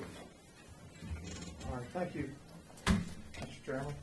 I want to ask everybody to try to get to where you can see the screen. And if not, there's a little extra chair. Are you good about that? Okay. All right. Do you see? Oh, absolutely, thank you. Because the next item, I'm gonna be moving around a little bit, Amber, I'm sorry about that with the microphones. Are you able to pick me up when I'm walking around, like over there? Yeah, because I think this microphone over here Okay. will pick you up, so we should be good. If you'll take a look at your agenda, under 7C, which used to be 7B, you've got 3 articles that we're introducing tonight, 9, 10, and 8. And for those board members that have been here throughout, congratulations, because this is the crescendo. The stuff that we roll out at the meeting in 2 days are kind of the little accessories that go with it. This is the crescendo of your ordinance. This is that PB&J, the peanut butter and jelly. And rather than trying to just hand you Article 9 and 10 and 8, which has a lot of language, has a lot of sketches and images and all kinds of stuff, I want to introduce you to the standards in paper format, rather than check this table out. What do you think about this lot size? And so let's just see what this happened here. There we go. Anyway, so you're going to be, remember on that map, we talked about neighborhoods and everything else? We're going to be introducing and presenting that map to you. Tom brought it. It was mounted on the outside, which it was not supposed to be. It was supposed to be mounted underneath. It's like we, for some reason or another, we all got discoordinated today. Because normally the zoning map is for Thursday night. It's after you get your districts. And so I'm going to ask the manager to let the future land use be here for a couple days. The zoning map is going home with me until Thursday night. The zoning map, the zoning districts are where these standards land on the ground. It's how you plug them in, so to speak. It's how you plant them onto the ground. So we're going to talk a little bit at first about residential development, new development. I know there's not a ton of potential for a lot of new, but you're going to have some here. So I'll try to stand better with that. Okay. So in most communities, you'll have what I call a kind of a vanilla district. It's really your bread and butter district. Here it's called R8. Anybody ever heard of R8 here in town? It's how most of the town's residential areas are zoned. R8. Now that's a secret code for 8,000 square foot minimum lot size, which I don't like that nomenclature. I don't use that nomenclature, but that's what you have today. So it leads right off with, hey man, where do you live? Oh, I live in an R8. Remember when I first met you all and I asked you if anybody here had ever heard of Richard Pryor? And I think everybody looked at me real funny, like, who in the world is this guy? Richard Pryor once said, and I'm paraphrasing, he said, this is a neighborhood. This is not a residential district. Zoning districts have a bad rap for being all about the numbers. And they have a worse rap when those numbers are arbitrarily selected. which happens way too often. Meaning, they'll say, well, I think the lot sizes ought to be this, and I think they ought to be that, and I think the setback ought to be this, and the lot width ought to be that. And so you get this push me, pull you right out of a Willy Wonka and the Chocolate Factory movie. That doesn't work. You'll get to see that in a minute. You'll get to see that in a minute. So when you say, well, there's not much happening here in town, I hear that commonly in some towns that have a real dysfunctional zoning ordinance. They'll say, well, we really don't have that much going on. Well, if you look something up and you see something you really don't like, are you going to go kick the tires anyway? Probably not. Okay? Probably not. So you've got a great ordinance that you have today for keeping anything from ever happening here other than a few little incidental things, or people that really have a reason, okay, that really have a reason. They're already on property, or there's some real tie. But those 5 wins, and we'll come back to those in the slide in a minute, remember, are the citizens, the businesses, natural resources, leadership, and those looking to invest in your community, whether they are local or not. And when you look at projects, if there's a winner and a loser, it's probably not a good project. So you want to try to strive for a common sense solution. We're not going to get the tree cutters and the tree huggers to like each other, but we're going to have stuff in there that both of them are pretty happy with, okay? So they'll at least maybe nod at each other. So with that said, I want to introduce you to what is being recommended as and is in your draft as your new vanilla, plain, regular vanilla zoning district. That's the district that would probably apply to some areas of town where you've got potential for new subdivisions. And you've got the utilities to support it and other carrying capacity issues. It would also be sitting in your ordinance to designate as you do utility extension. So as sewer expands, you may go to that. So this is what I refer to as SFR 3, single family residential 3. And the 3 does not stand for 3,000 square foot lot size. It stands for 3 units an acre. Not third acre lots. Third acre lots are not 3 units an acre. Do the math. Because you have open space requirements, you have public streets, etc., that have to come into that equation. So I'm going to step over here to this microphone and get close to the screen for a moment, and I'm going to walk you through this. You've all heard the term streetscape probably in your past, right? The term streetscape.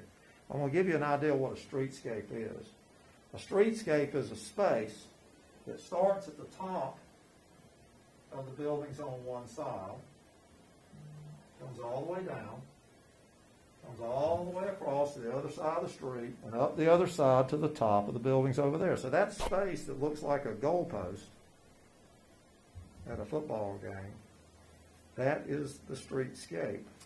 That space, if I'm on the sidewalk or I'm driving, whatever it is, that space from top down, across, and back up to top is the streetscape space. Okay, that is a highly public arena, highly visible public arena.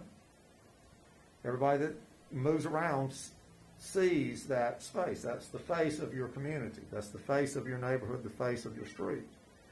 In that space, there are several ways you can allocate that space. So I'm going to point out a few things that I'm going to be talking about tonight. The back of the curbing to the back of the curbing is the street cross-section. That's the street. From the back of the curb, across the gutter, across the pavement, up the other side to the back of the curb, that's your street cross-section. A planter strip is from the back of the curb over to the sidewalk, and then the public sidewalks.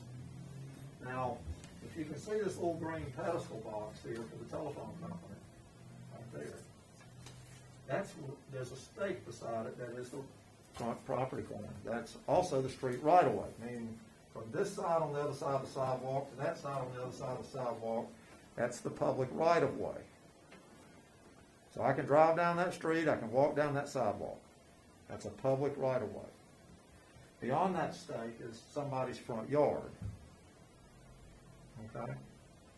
Somebody's front yard.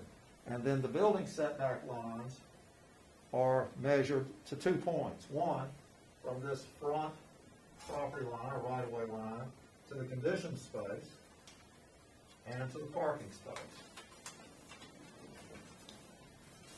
Parking, whether it's enclosed or not. That's why I pointed to the garage. These happen to have enclosed parking in this neighborhood.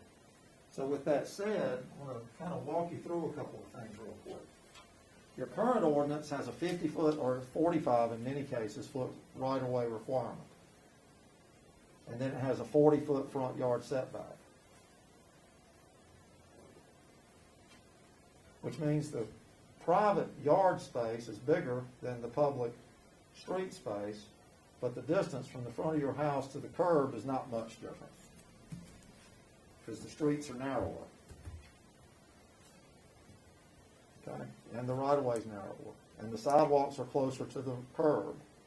So remember, we're talking about neighborhoods. So if I've got my grandson, I've got a toddler, almost toddler, he's almost walking, and I'm on the sidewalk and a car goes by me at 30 miles an hour, and my sidewalk is right up against the curb, it's probably going to be kind of uncomfortable. Might disrupt a conversation I'm having with a neighbor, or scare a child, or whatever. So in that space, if you move the sidewalks back, those happen to be 6-foot planter strips. That was actually a mistake on that street. The stakes are set for the proper 60 foot, but the planter strips were supposed to be 8 feet on that street. And they are on most streets in the ordinances that I write, as they are on the street that I grew up on. That's where I got the standard, dating back to the mid-20th century, way back in the 1900s, before the turn of the century. And so I noticed those things about neighborhood. So we're going to just sort of frame things around that little bit of perspective. So I'm going to walk you through some things that your new ordinance is going to be addressing. This is how we build quality neighborhoods, okay? Creating great neighborhoods. In subdivisions, and all of these pictures are taken here in the local area, maybe 3-county area. Terminating a vista, and these are examples of terminating a vista. As you're coming in an entrance road, or you're coming down a street, are you looking at just garage doors and houses? Or are you looking at something that has some kind of presence to it? In this case, in the upper photograph, you're looking at a fountain in a roundabout, and beyond that is a large white structure. In the lower one, you've actually got a plaza street, so it's divided one ways with a clubhouse at the end. Those are just examples of terminating vistas. When you turn into a subdivision and every lot's got a house on it, you really don't have that opportunity unless you pay careful attention to the house. Well, that house had a lot of careful attention paid to it. It's in fact not a house. It's in fact 4. That's townhomes. Street furniture and street enhancements. Your street lights, these are open traditional. That's what's spec'd in here. That's becoming the norm across North Carolina. The open traditional does not have lenses in the sides. It has a lens in the hood. It's LED. So when it throws light from this street light, it cuts off before it gets to the window on the house. In the old days, people used to say, well, I want, we need more street lights, just don't put it in front of my house, because it would glare in the window. That's cured now with these cutoff lights. In other words, they shine down, they light up the sidewalks, they light up the street, but they don't glare in your windows because the light is actually in the hood facing out. But it looks like those old traditional, street lights. Very affordable, standard fiberglass pole, not a big deal. Developers are ready, willing, and able to do that sort of thing. Parks and improved open space injected into the community. This happens to be a big triangular park on the top. These are apartments and townhomes and condominiums surrounded by a triangular street network. This is a park in the middle here. You'll see this later. There are houses all the way across the back of it so that there's not a house at each subdivision. At each intersection in the subdivision. Of the four corners, there are two houses. Of the four corners, there are two parks. One's improved, one's natural. So careful placement, that's what's in your Article 13. I know we're going towards 9 and then 10 and 8, but that's what is in your Article 16 and Article 13 on subdivisions and streets. So I'm just rolling through this. It's going to come together.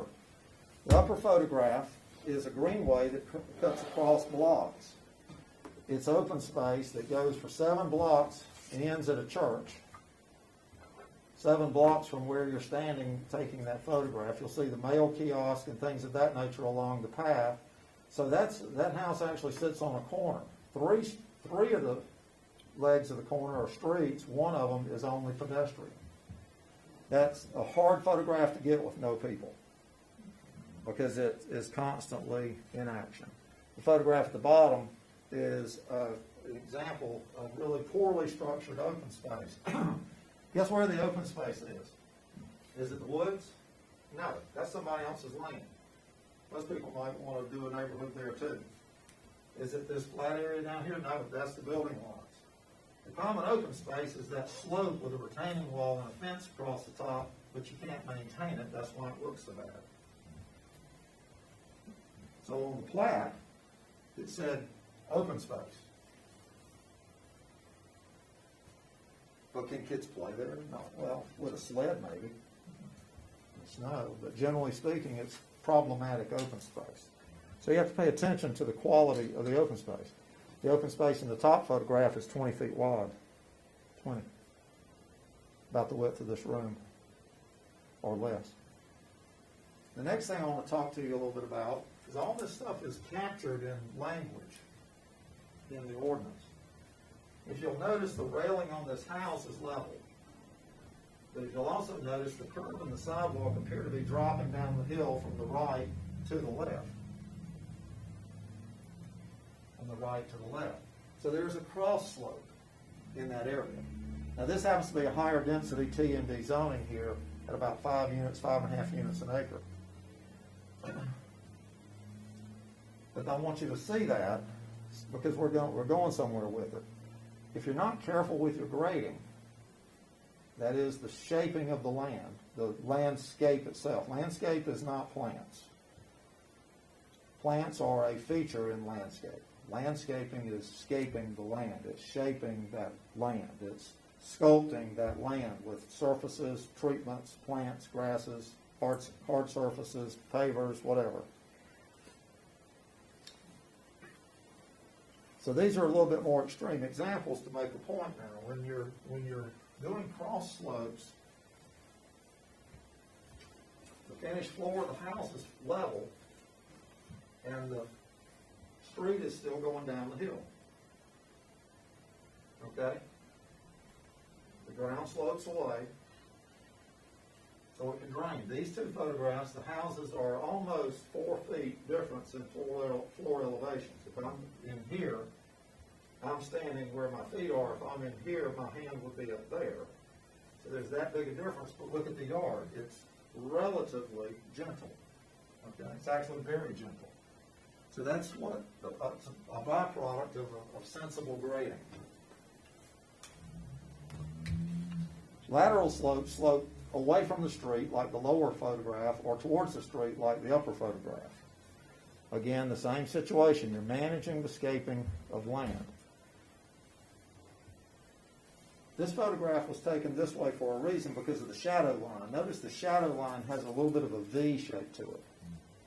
These two houses are slab on grade with slightly different elevations between their finished floors.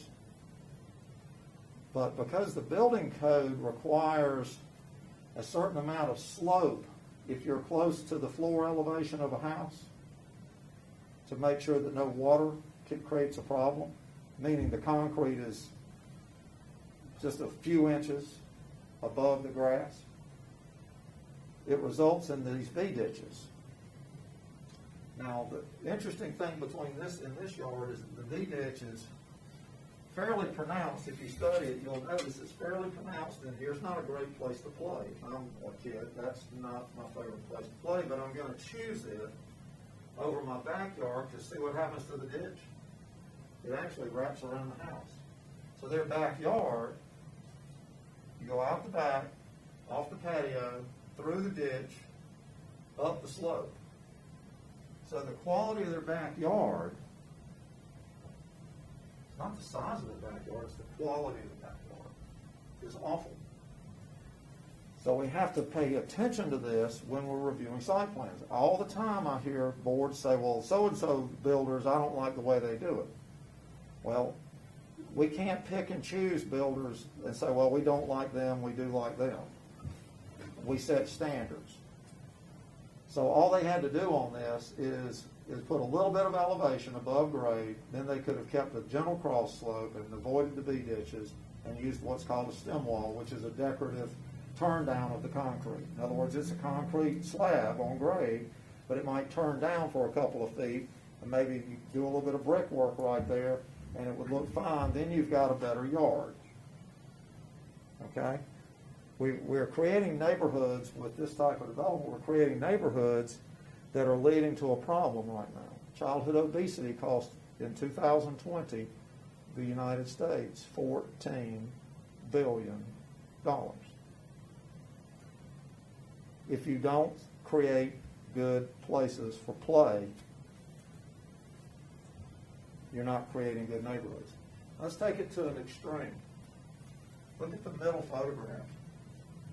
This is the back of a house. You see the stream curving right there. So you're going up a hill. The front is up above the street. The back is a story and a half above the street. And this is their property corner. And here is the other stake for the other property corner. So their back property line goes across here. So this is their backyard, and that's their side yard. And that's a little tiny patio that immediately drops off.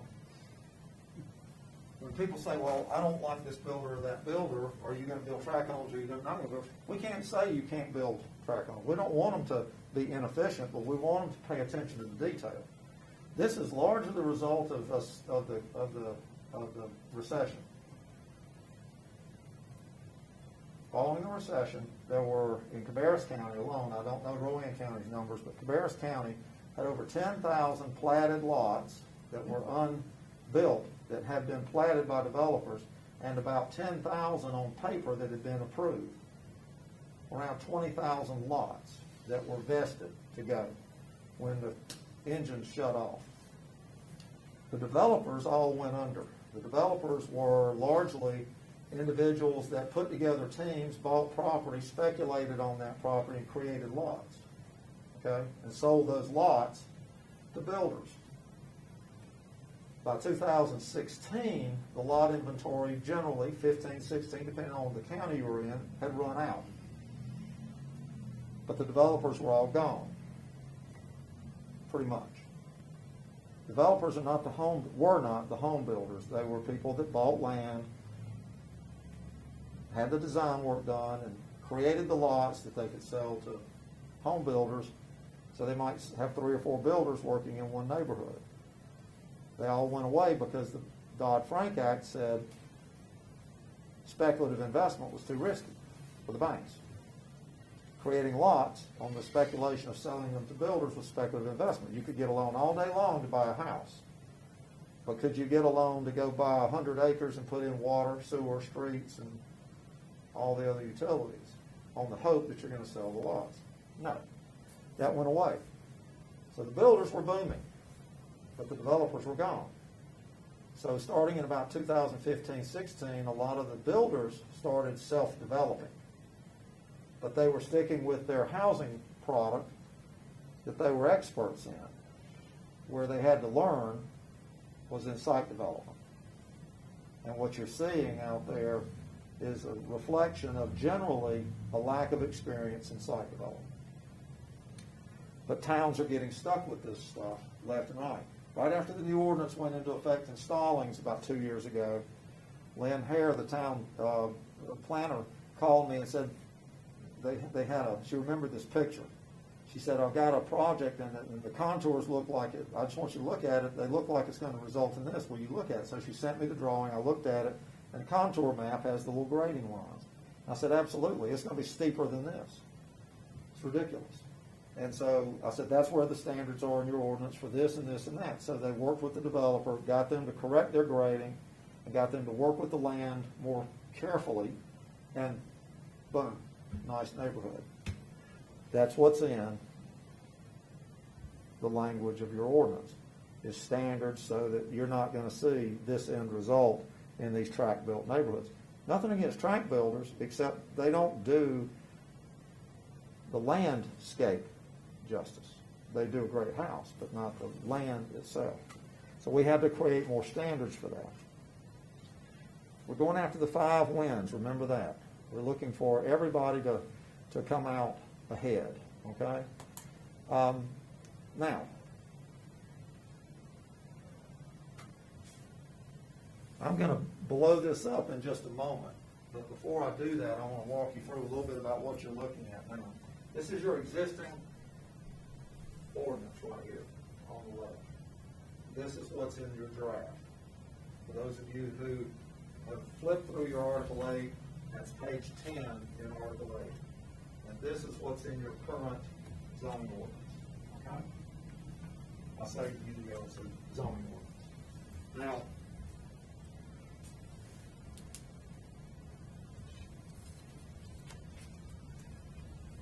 this particular page only covers a couple of different, one district, by the way. This whole long thing here, in the new ordinance, that one chart covers 3. But in here, you've got all your standards. You'll see the minimum front setback, 40 feet, right here in the middle. The first item under B, 40 feet. Minimum front setback. 70-foot width. I can't scroll around on this very easily.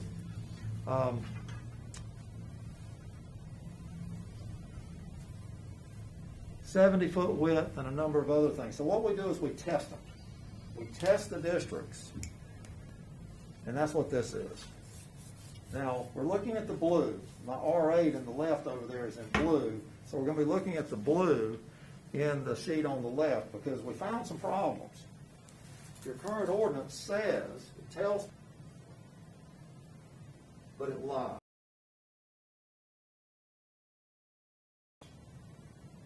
A minimum of 125 feet of width.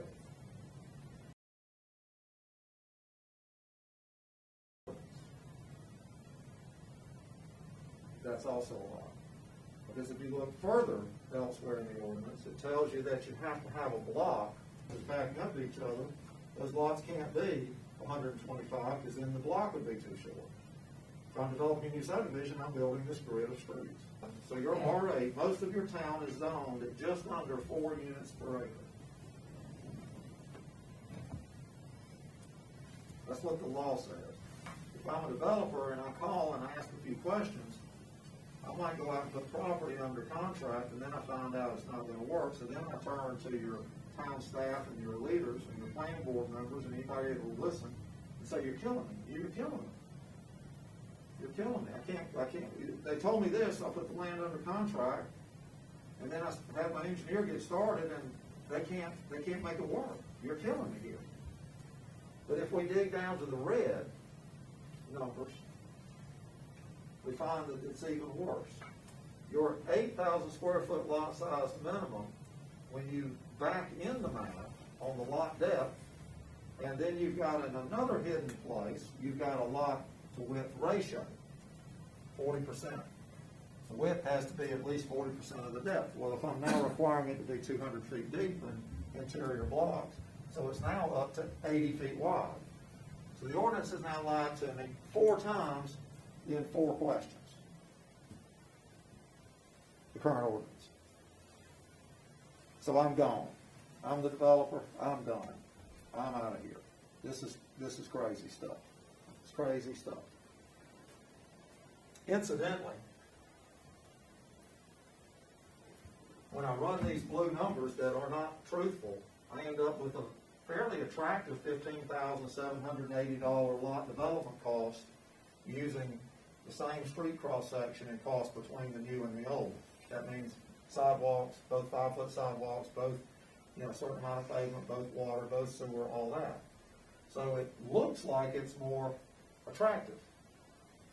But then when we dig down and we find out, because on the right is your SFR3, what we showed you the picture of, tested. SFR3, by the way, yields 2.88 units per acre, which is pretty doggone close to 3.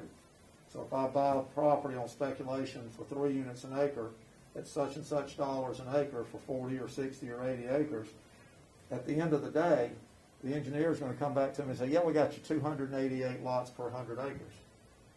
So it came out, my expectations going in were essentially met. Not like this other thing. So let's move, I'm going to take the same screenshot on the left, but we're going to look at the red numbers now. And if you notice in the R8 in the red, it's actually 16,000 square feet. The minimum lot size doubled to meet the standard, which is that I have to have 40% of my width to depth ratio. I got to have a 200-foot deep lot, so that gives me an 80-foot wide lot. So nothing in the table's told me the truth yet. Not a single number in the table in that set of specifications for R8 is what I end up applying when I start designing my subdivision. I end up with 209 lots. I end up at 2.09 units per acre. 2.09 units per acre in an R8. 8,000 square feet is how much of 43,560? It's about a fifth. Perception and reality are totally different. My development costs at these numbers that actually meet the most stringent of the things in your ordinance have now surpassed, and they're up to 20,146 versus 17,610, which this was 17,610 in every single scenario. That's 14, almost 15% higher cost to develop. My lot size over here, my block lengths, interestingly enough, we're going from 1,400 foot maximum block length to 9, which means more cross streets. Sounds like we're driving development costs up. We're still cheaper. Still cheaper. Still cheaper. With the same qualitative side. Now I want to show you some outcomes here. I'm going to skip over that for a second.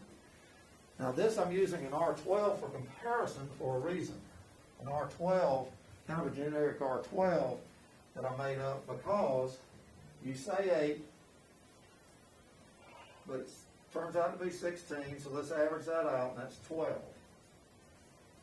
It said 70, but it's really 80 feet wide, so let's use 75. So that's a lot built at that standard. This has a 30-foot front setback. Yours actually has the 40-foot, which would tighten this up. Okay? Now what that is this is the building envelope. Here's the building envelope in the SFR3. I want to get to a couple of punchlines pretty quickly here. I want to show you something back up here. The building envelopes, that is the usable part of the property where I can put something. Where I can build my house, swimming pool, garage, whatever. Started out at 2,000, ended up at 8,000 after we did this $16,000 red trick. The one over here was at 7,275, almost 7,300 the whole time, building envelope. Yours started out at 2,465, under 2,500 square feet of usable in that 8,000 that you said somebody could. We were able to force it up the hill to basically match up. after all that. So even a 16,000 square foot lot versus an 11,600 has about the same yield of usable area. Where you're gonna build a house, where you can put in your accessory buildings and pools or whatever you wanna do there. This drawing's a little, this is your building envelope here. That top line across those is the street right of way. That's that little stake I showed you in that very first picture at the very beginning. That's the street right of way. And the setbacks are measured from the right of way. And you notice the building envelope on the right gets closer to the street right of way than the building envelope on the left. But now look what happens. If we go with a wider street right of way, instead of the 50-footer or 45, which yours is a little buried, and we use a standard 60, and we reduce the setback, because the setback is measured from the right-of-way line. The right-of-way line is back here behind the sidewalk. But in the old one, the right-of-way line and the back of the curb were real close together. The planter strip was only 4 feet between the sidewalk and the curb. Over here, it's 8 feet. The right-of-way's further back. The setback is measured from the right-of-way, so the house to the street and the house to the street are not that much different. In fact, in this one, the parking is actually pushed back 3.5 feet deeper than the conditioned space, and there's no difference under the current. Look at the rest of it back here. Now watch this. When we talk about open space, there's kind of 4 types, and we're going to get.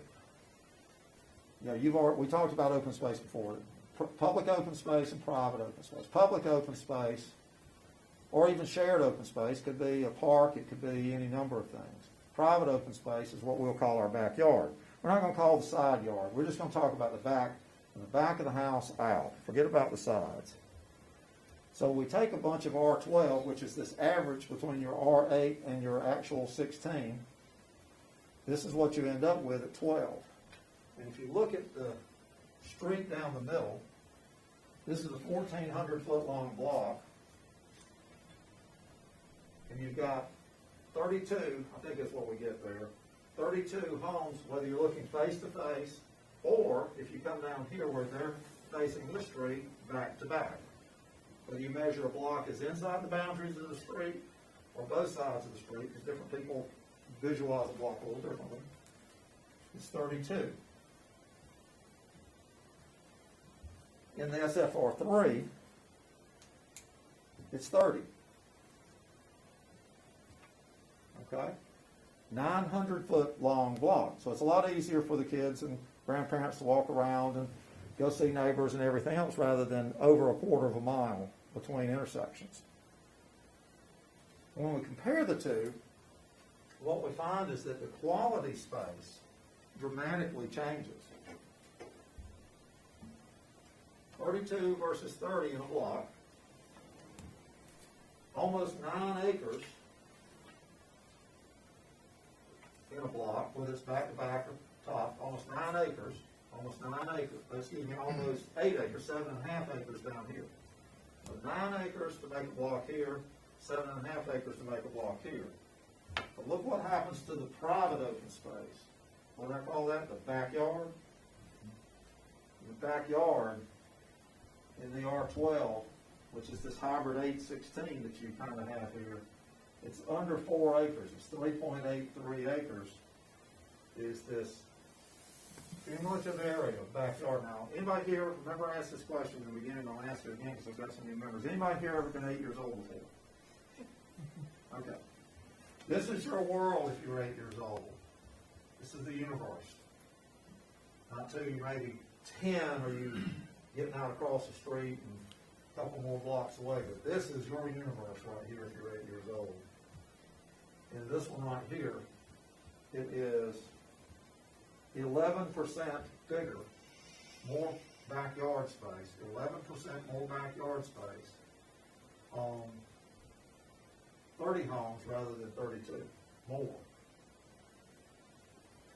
So what we're doing here is we're building neighborhoods that have a better streetscape presence, the sidewalk, the front yards, the relationship to neighbors, and also backyards, with grading to avoid the V-ditches and minimize that to where we're working on draining, but we're not letting drainage be the highest priority in our world.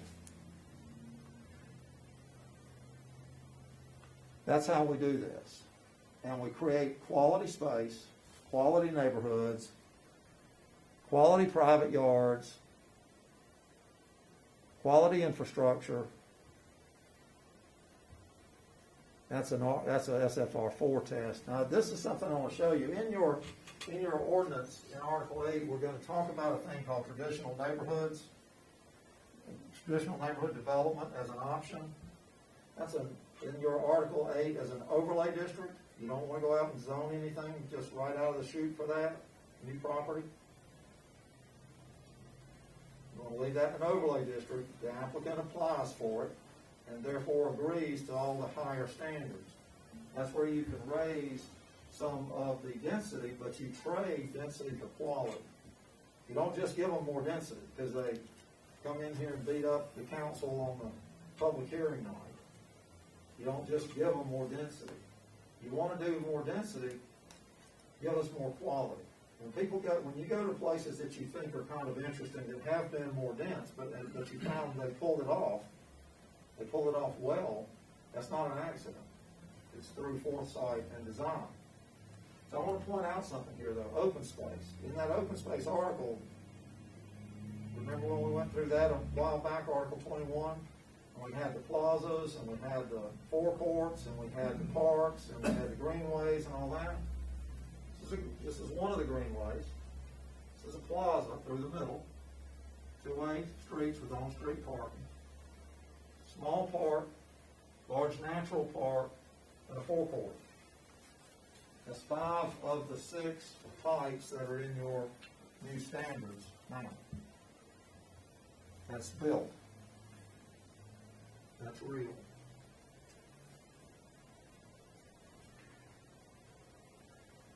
The upper, this is still in the T&D. The upper one, because these are in part of the T&D area, the traditional neighborhood development area, you've got alley services. So all of these have alley services, which means right here in front of this one, there's a little white Nissan Murano. It's been sitting there for 2 or 3 days. My sister-in-law that drove to the beach with my wife. They're back today. The visitor park's at the curb. The walkway comes all the way to the curb. They get out, no shoes in the wet grass, walk to the front door. The resident parks in the rear, in the garage or driveway. I can fit 5 cars between my driveway and my garage, and I back up to an alley. With a 7,100 square foot lot. That's my house on the lower right. The street at the top is 50-foot lots, and part of the design standards is that the houses do not line up. You would think the standard would say, line them up. No, the standard says, please don't line them up. Stagger them at least 1.5 feet to give it a lot more of a natural feel and create more character. All of the porches are large porches. Minimum square footage is on porches. So what happens in this neighborhood? Everybody talks to each other. I'm sitting on the porch reading the paper. House on the bottom right. I'm over here on the left corner. I'm a little ceiling fan on. I'm reading the paper. And somebody walks up here to the mail kiosk and we chat for a moment. They're standing on the sidewalk. I'm sitting on my porch. It's very comfortable.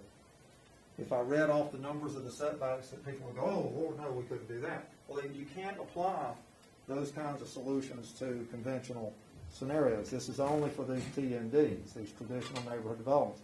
That tool is in your toolbox. You don't ever have to get that tool out. But if you got the right high-quality developer coming to town, that's the tool to go to so that you can really get into the intricacies of the design.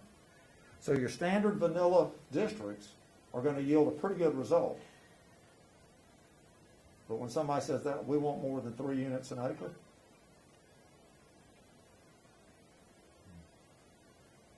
well, we want quality. If you're going to go high density, you gotta pay more attention to the detail. There's nothing worse than high density without quality design. It doesn't work. It does not work. These are alleys and lanes. A lane is an alley in front. In fact, the one in the bottom is actually not even a standard alley. It's a mu, which is a southern thing. In Atlanta, which was the largest city in the U.S.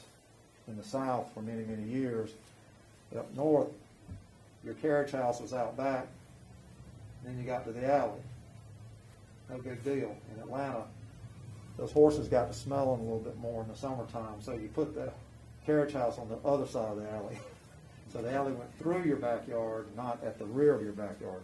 So in that neighborhood, there are actually a number of mu lots on one street that backs up to open space. So everybody, that's the back of the houses on the left in that lower photograph. And you can see the gray house has 2 garage doors, and they also have a garage across the street, across the mu alley. And there are several people down through there. Some of them have got hobby stuff going on. Some of them have got accessory dwellings. Some of them have got all kinds of things going on with those. Single family attached. Remember I mentioned townhomes. I did 2 pictures of this one, so that one's with the leaves off the tree so you can kind of see. The whole idea is for it not to necessarily look like what it is. Some townhome buildings look like a box with 4 or 6 or 8 front doors and 4 or 6 or 8 little walkways going across a little strip of grass. So the grass looks like it's a football field with little walkways that just go across the grass. Not a particularly high quality yard. In this case, there are 2 middle units that are 2 bedrooms up and 2 end units, which are 1 up and 1 down. And it works. With elevator shafts in the 2 center ones. The elevators were optional. Those units go for the mid-200s. And then you've got even more cost-effective where the fronts have a little plaza space instead of a grass lot. The one up in the upper photo is one of my sons, son number 2. And then apartments. A lot of people cringe when they hear talk about apartments, multifamily, because right now what you're seeing is 300-unit complexes with a whole bunch of buildings and a whole bunch of parking lots and all that stuff. The standards that you're going to be introduced to actually say, if you're going to do any apartments, let's integrate them into the neighborhood, let's bring them up to face the street, let's put the parking away, so I can walk my mom when she can't mow grass anymore and all that, whether she owns a unit or rents a unit. Incidentally, remember there's no difference between condominium and apartment in your world as a planning board. That's the developer's business. We don't get to judge that. That's a violation of Federal Fair Housing Act. We can't say, well, if they were condominiums, I'd approve them, but they're apartments, so I'm not. That's actually discriminatory. So whether my mom can't mow grass anymore, she says, well, I'm going to take the elevator down and I'm going to go up the street and I'm going to get a cup of coffee and it's a block away. That's what you have to think about. Do we want places, options for our aging population to stay local? Or do we want to send them off all to Salisbury or Mooresville or something? So this is an example. The lower building is mine. It's under development. It's condominiums with a parking deck in the bottom. This is in Concord, this is in Kannapolis. I call this my 401k.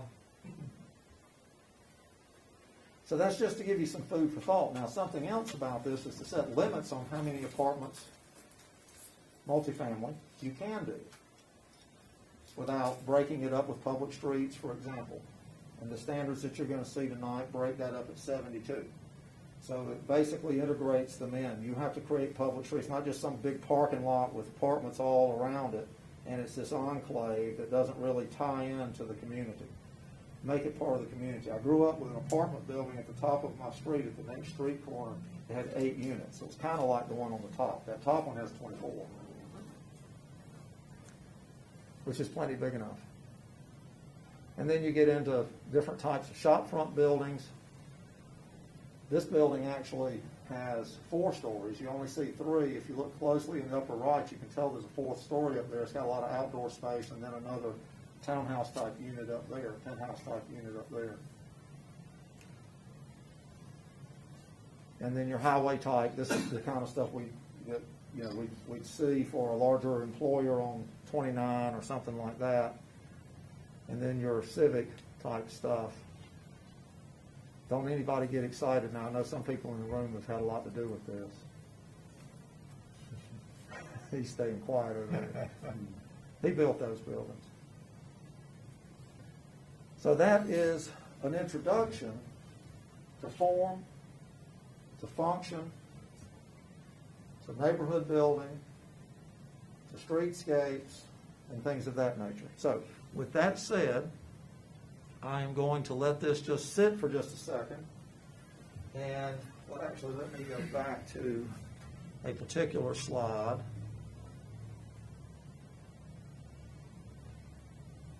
And I'm just going to let it rest right there. Then we can move around if we need to. So now I'm going to want to introduce to you Articles 9, 10, and 8. Article 9 is building and lot types. It is the standards. If somebody's going to do townhomes, or somebody's going to do commercial, it is the standards for that. Okay? And I want to ask you to turn to a particular page, and we'll kind of jump to a punchline for a moment. I'm going to ask you to turn to, in Article 9, turn to page 35.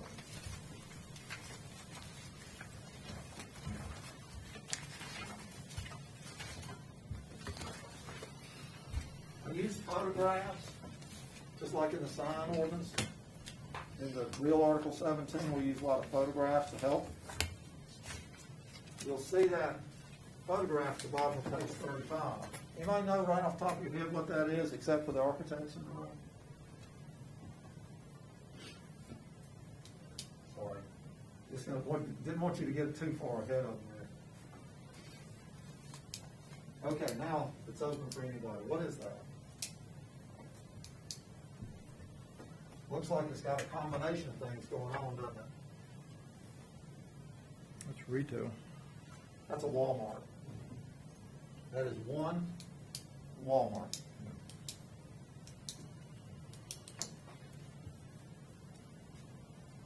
I took that photograph when it was, before it had been CO'd.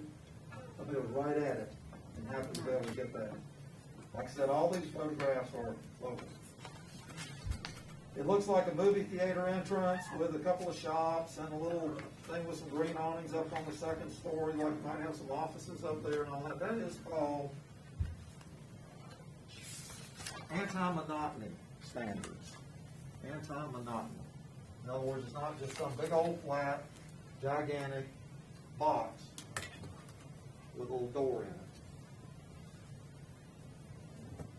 All the nationals will do this when they see that they need to. But if they can spend 3 hours telling you how expensive it's going to be, and it's going to cost them an extra $500,000 on their Walmart, and you give in, that's $100 and something thousand an hour that person stood up there and argued for. And you know, poor Walmart. Do you think Walmart can afford to do that photograph on page 35? I hope so. I hope so. The point is you have to decide about the character elements. So I'm showing you, instead of coming in here and you say, well, we really want to tighten up on this or tighten up on that, I'm showing you kind of all remember the old Sears catalogs, how you could go in and you could pick out a giant tool chest and it had the $1,500 or $1,800 array of tools, and you had every size of everything and SAE and metric and all that. Well, that's the way I write the ordinances. I've got just a big Sears toolbox with all the tools, variety pack in it, and then it's up to you to either A,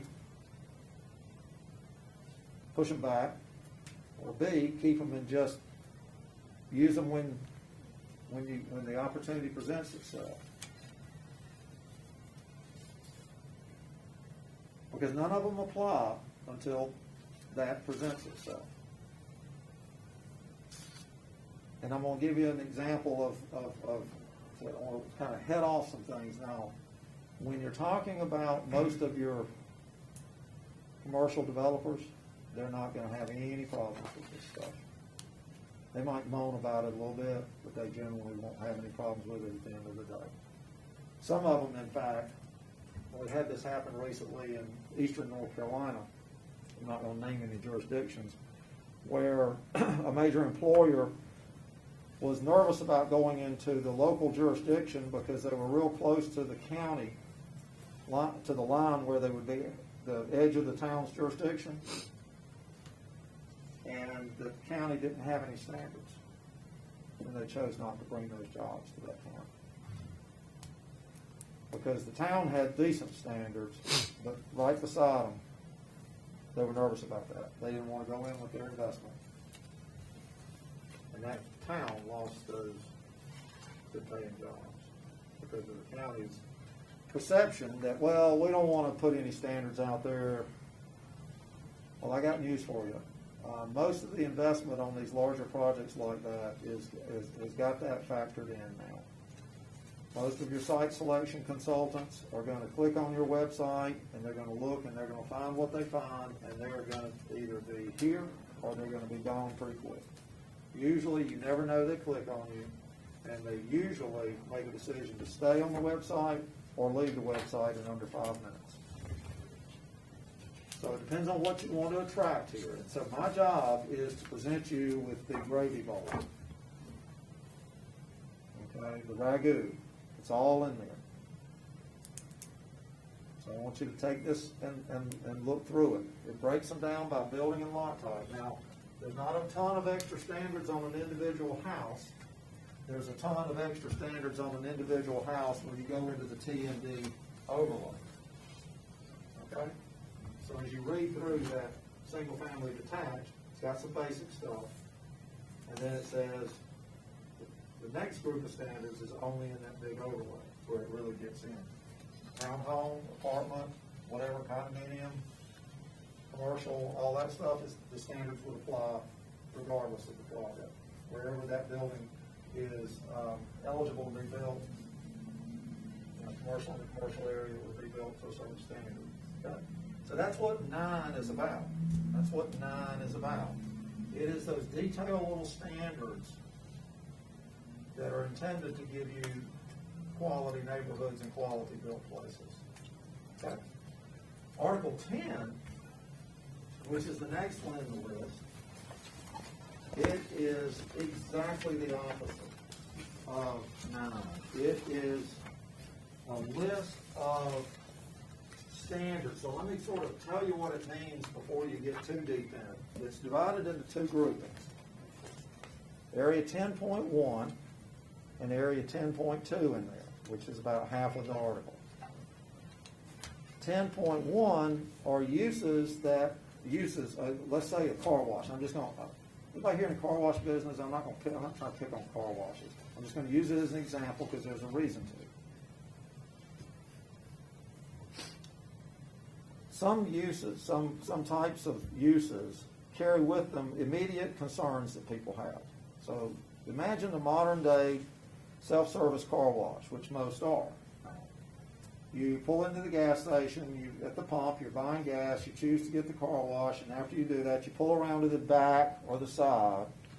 If you do that at 7 o'clock at night in the wintertime, or 10 o'clock at night in the summertime, and you're going around the back edge or the side edge, it's very possible that your lights might shine through into the neighborhood behind or beside or something like that. So a use with additional standards might be that car wash, if it abuts an exterior line, property line, that it would have an opaque screen, which means like a wall or white vinyl fence or something in addition to the landscaping that would prevent those lights from shining into those neighbors' windows.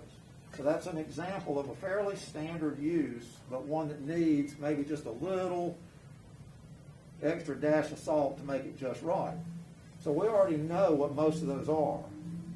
We're we've been around this block so many times, we know what most of those concerns are. So as you read through 10.1, those are the differences, the different little standards that go with things.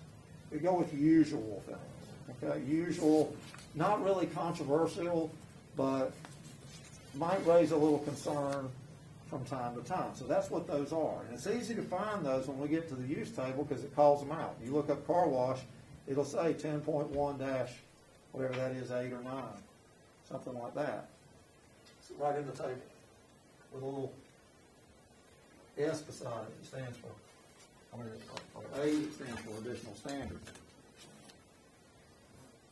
10.2, the second half of that article, is the nasties, the things that terrify people. And those are special use permits. Special use permits are a much more rigorous process. They're based on evidence. Let's suppose that somebody wants to open up a medical waste incinerator in an industrial area, categorized as a hazardous waste. Well, you're going to be introduced to the type of districts that can handle that if they have to. So that special use permit lists out probably 2 or 3 pages for that one use alone of major standards that they have to meet to tie them in with everything you can imagine. Okay? We're not allowed to just say people can't do stuff in our town. What we are enabled to do, and that's what the statutes do, is they enable us. Remember, we are the kids of the state. We are what I call political subdivisions of the state.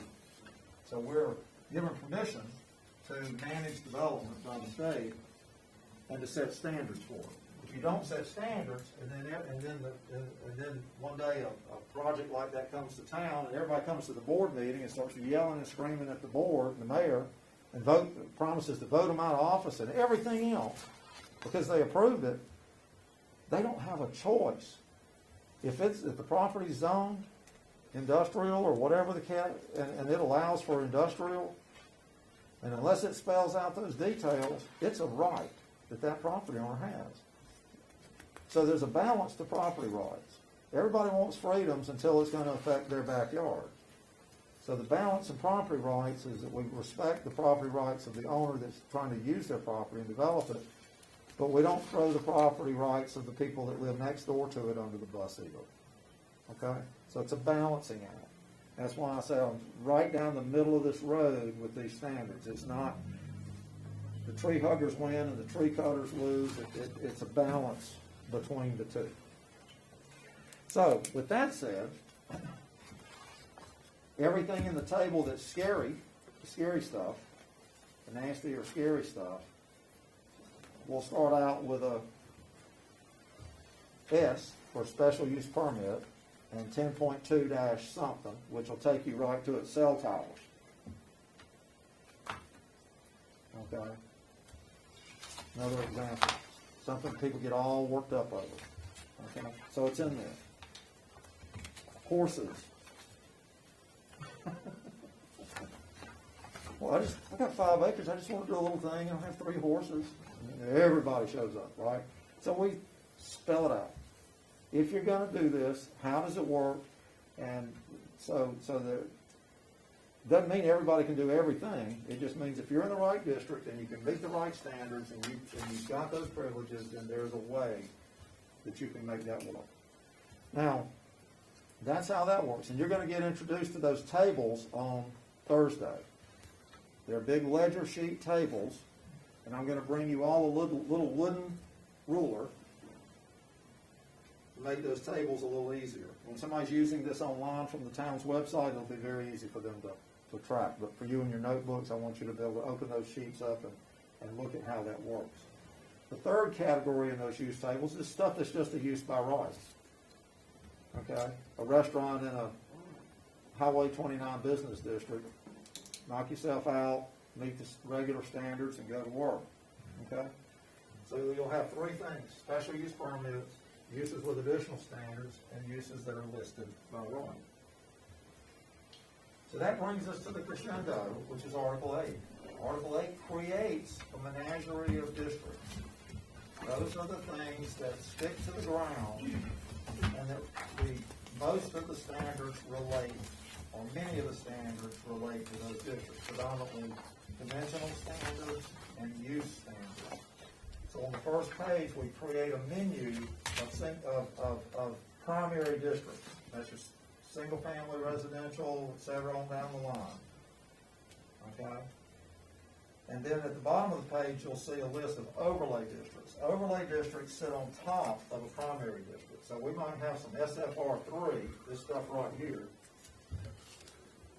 But the developer might say, well, I need more density, and I'm willing to do really good quality stuff, and works with you and gets the T and D overlay. That means they have to go through the rezoning process to add that overlay. It's a second district. I'm in two districts. I got one with another one on top of me, that overlay district. That requires a rezoning, that requires it to come in here.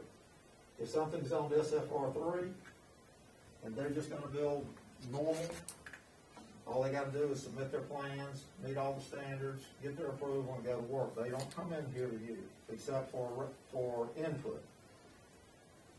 No longer will planning boards be ruling on, I make a motion, we not approve this plat. State law is very clear. They meet the standards, they get it. So towns that try to let their planning board run interference, that's not what they're for.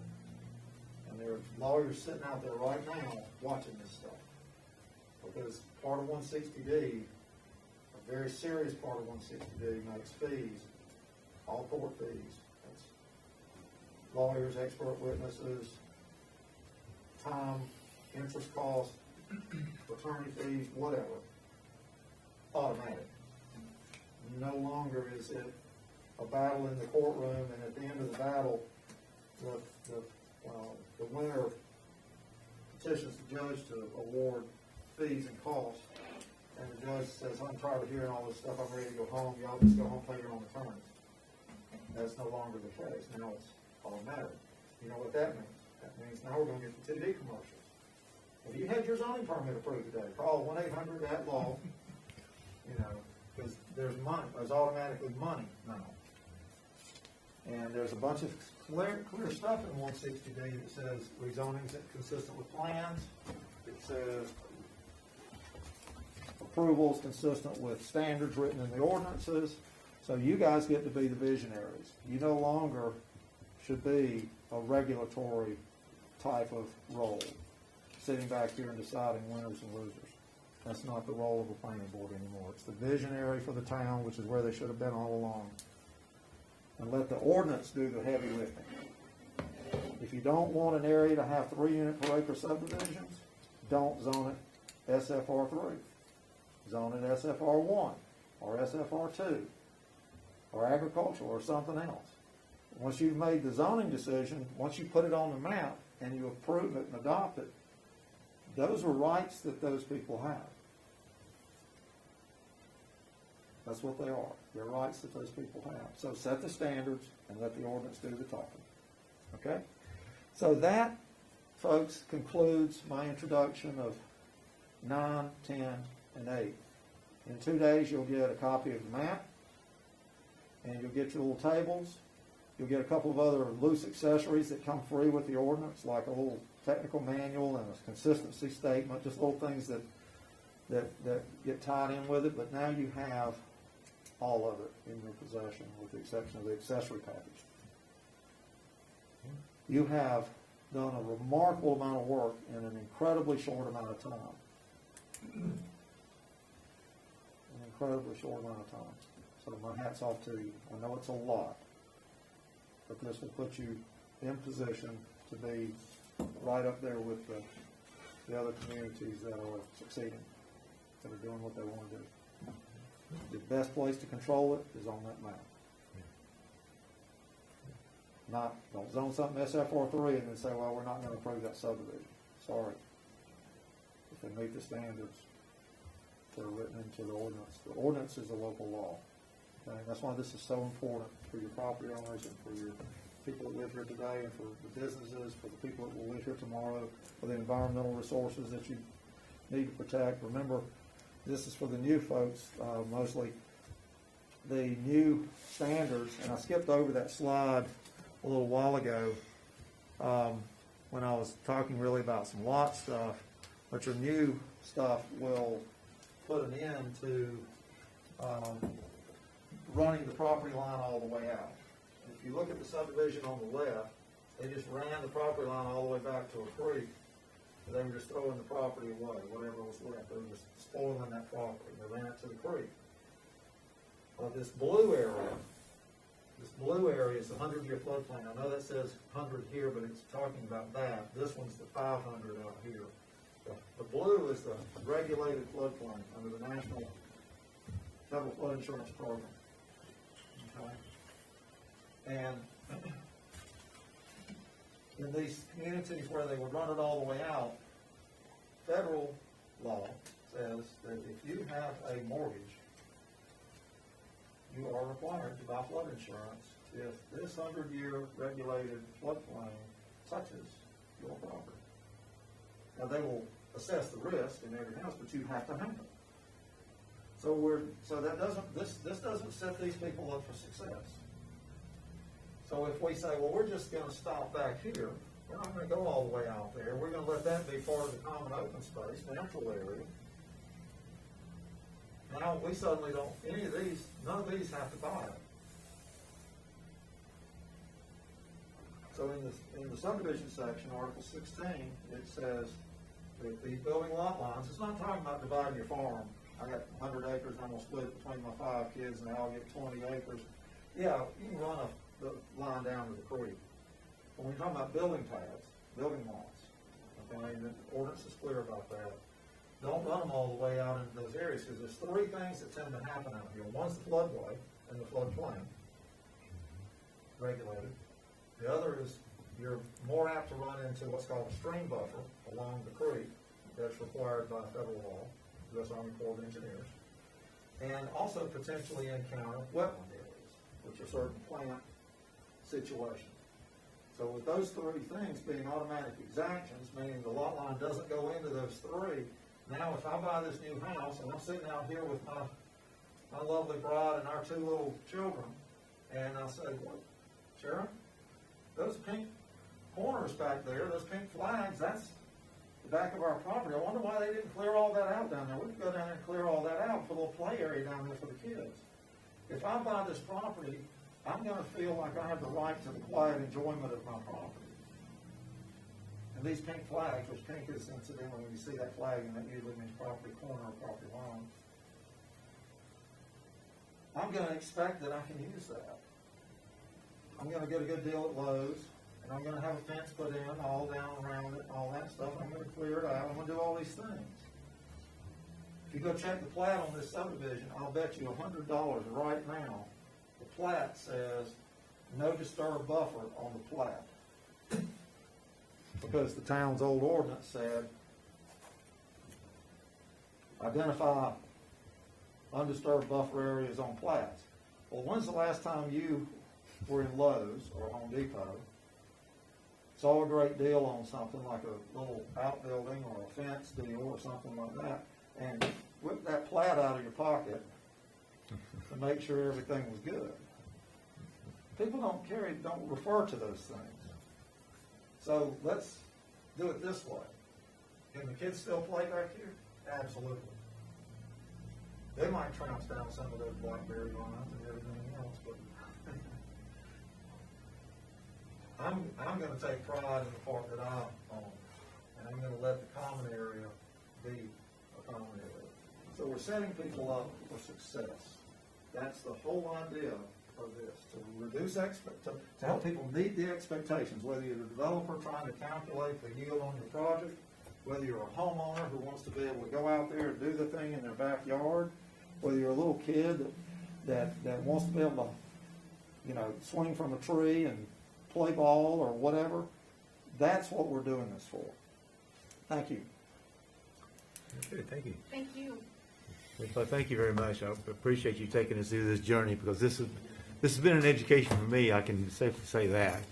So I appreciate it. Well, there's a lot to this. Absolutely, absolutely. I also want to welcome our new board members. Thank y'all for coming out tonight. I know this is sort of an aggressive schedule. We've got a lot to do, but we're seeing some daylight. So I do appreciate y'all participating with this journey. Okay, so I think that wraps up everything we have, unless there's any other business anyone needs to bring to the table. Reminder about Thursday night. Right. So we will recess tonight and then re-adjourn Thursday night. I need that, I believe, in the form of a motion. A motion to recess until Thursday at 5:30. Any discussion? All in favor? No. So, Can I ask, is that second? I did. Okay, thank you. Sam did. Sam did. Sam. Chairman, yes, I want to, on behalf of the mayor and the board, thank the new members and thank all of you for your efforts. It's been a long evening, but it really is, we really appreciate it on the board. Those of you who've been on the board for a while, Yeah. it's great to see some new faces. Absolutely, especially when there's It'll like be worth three it. of us. okay, so I will see everyone Thursday at 5:30.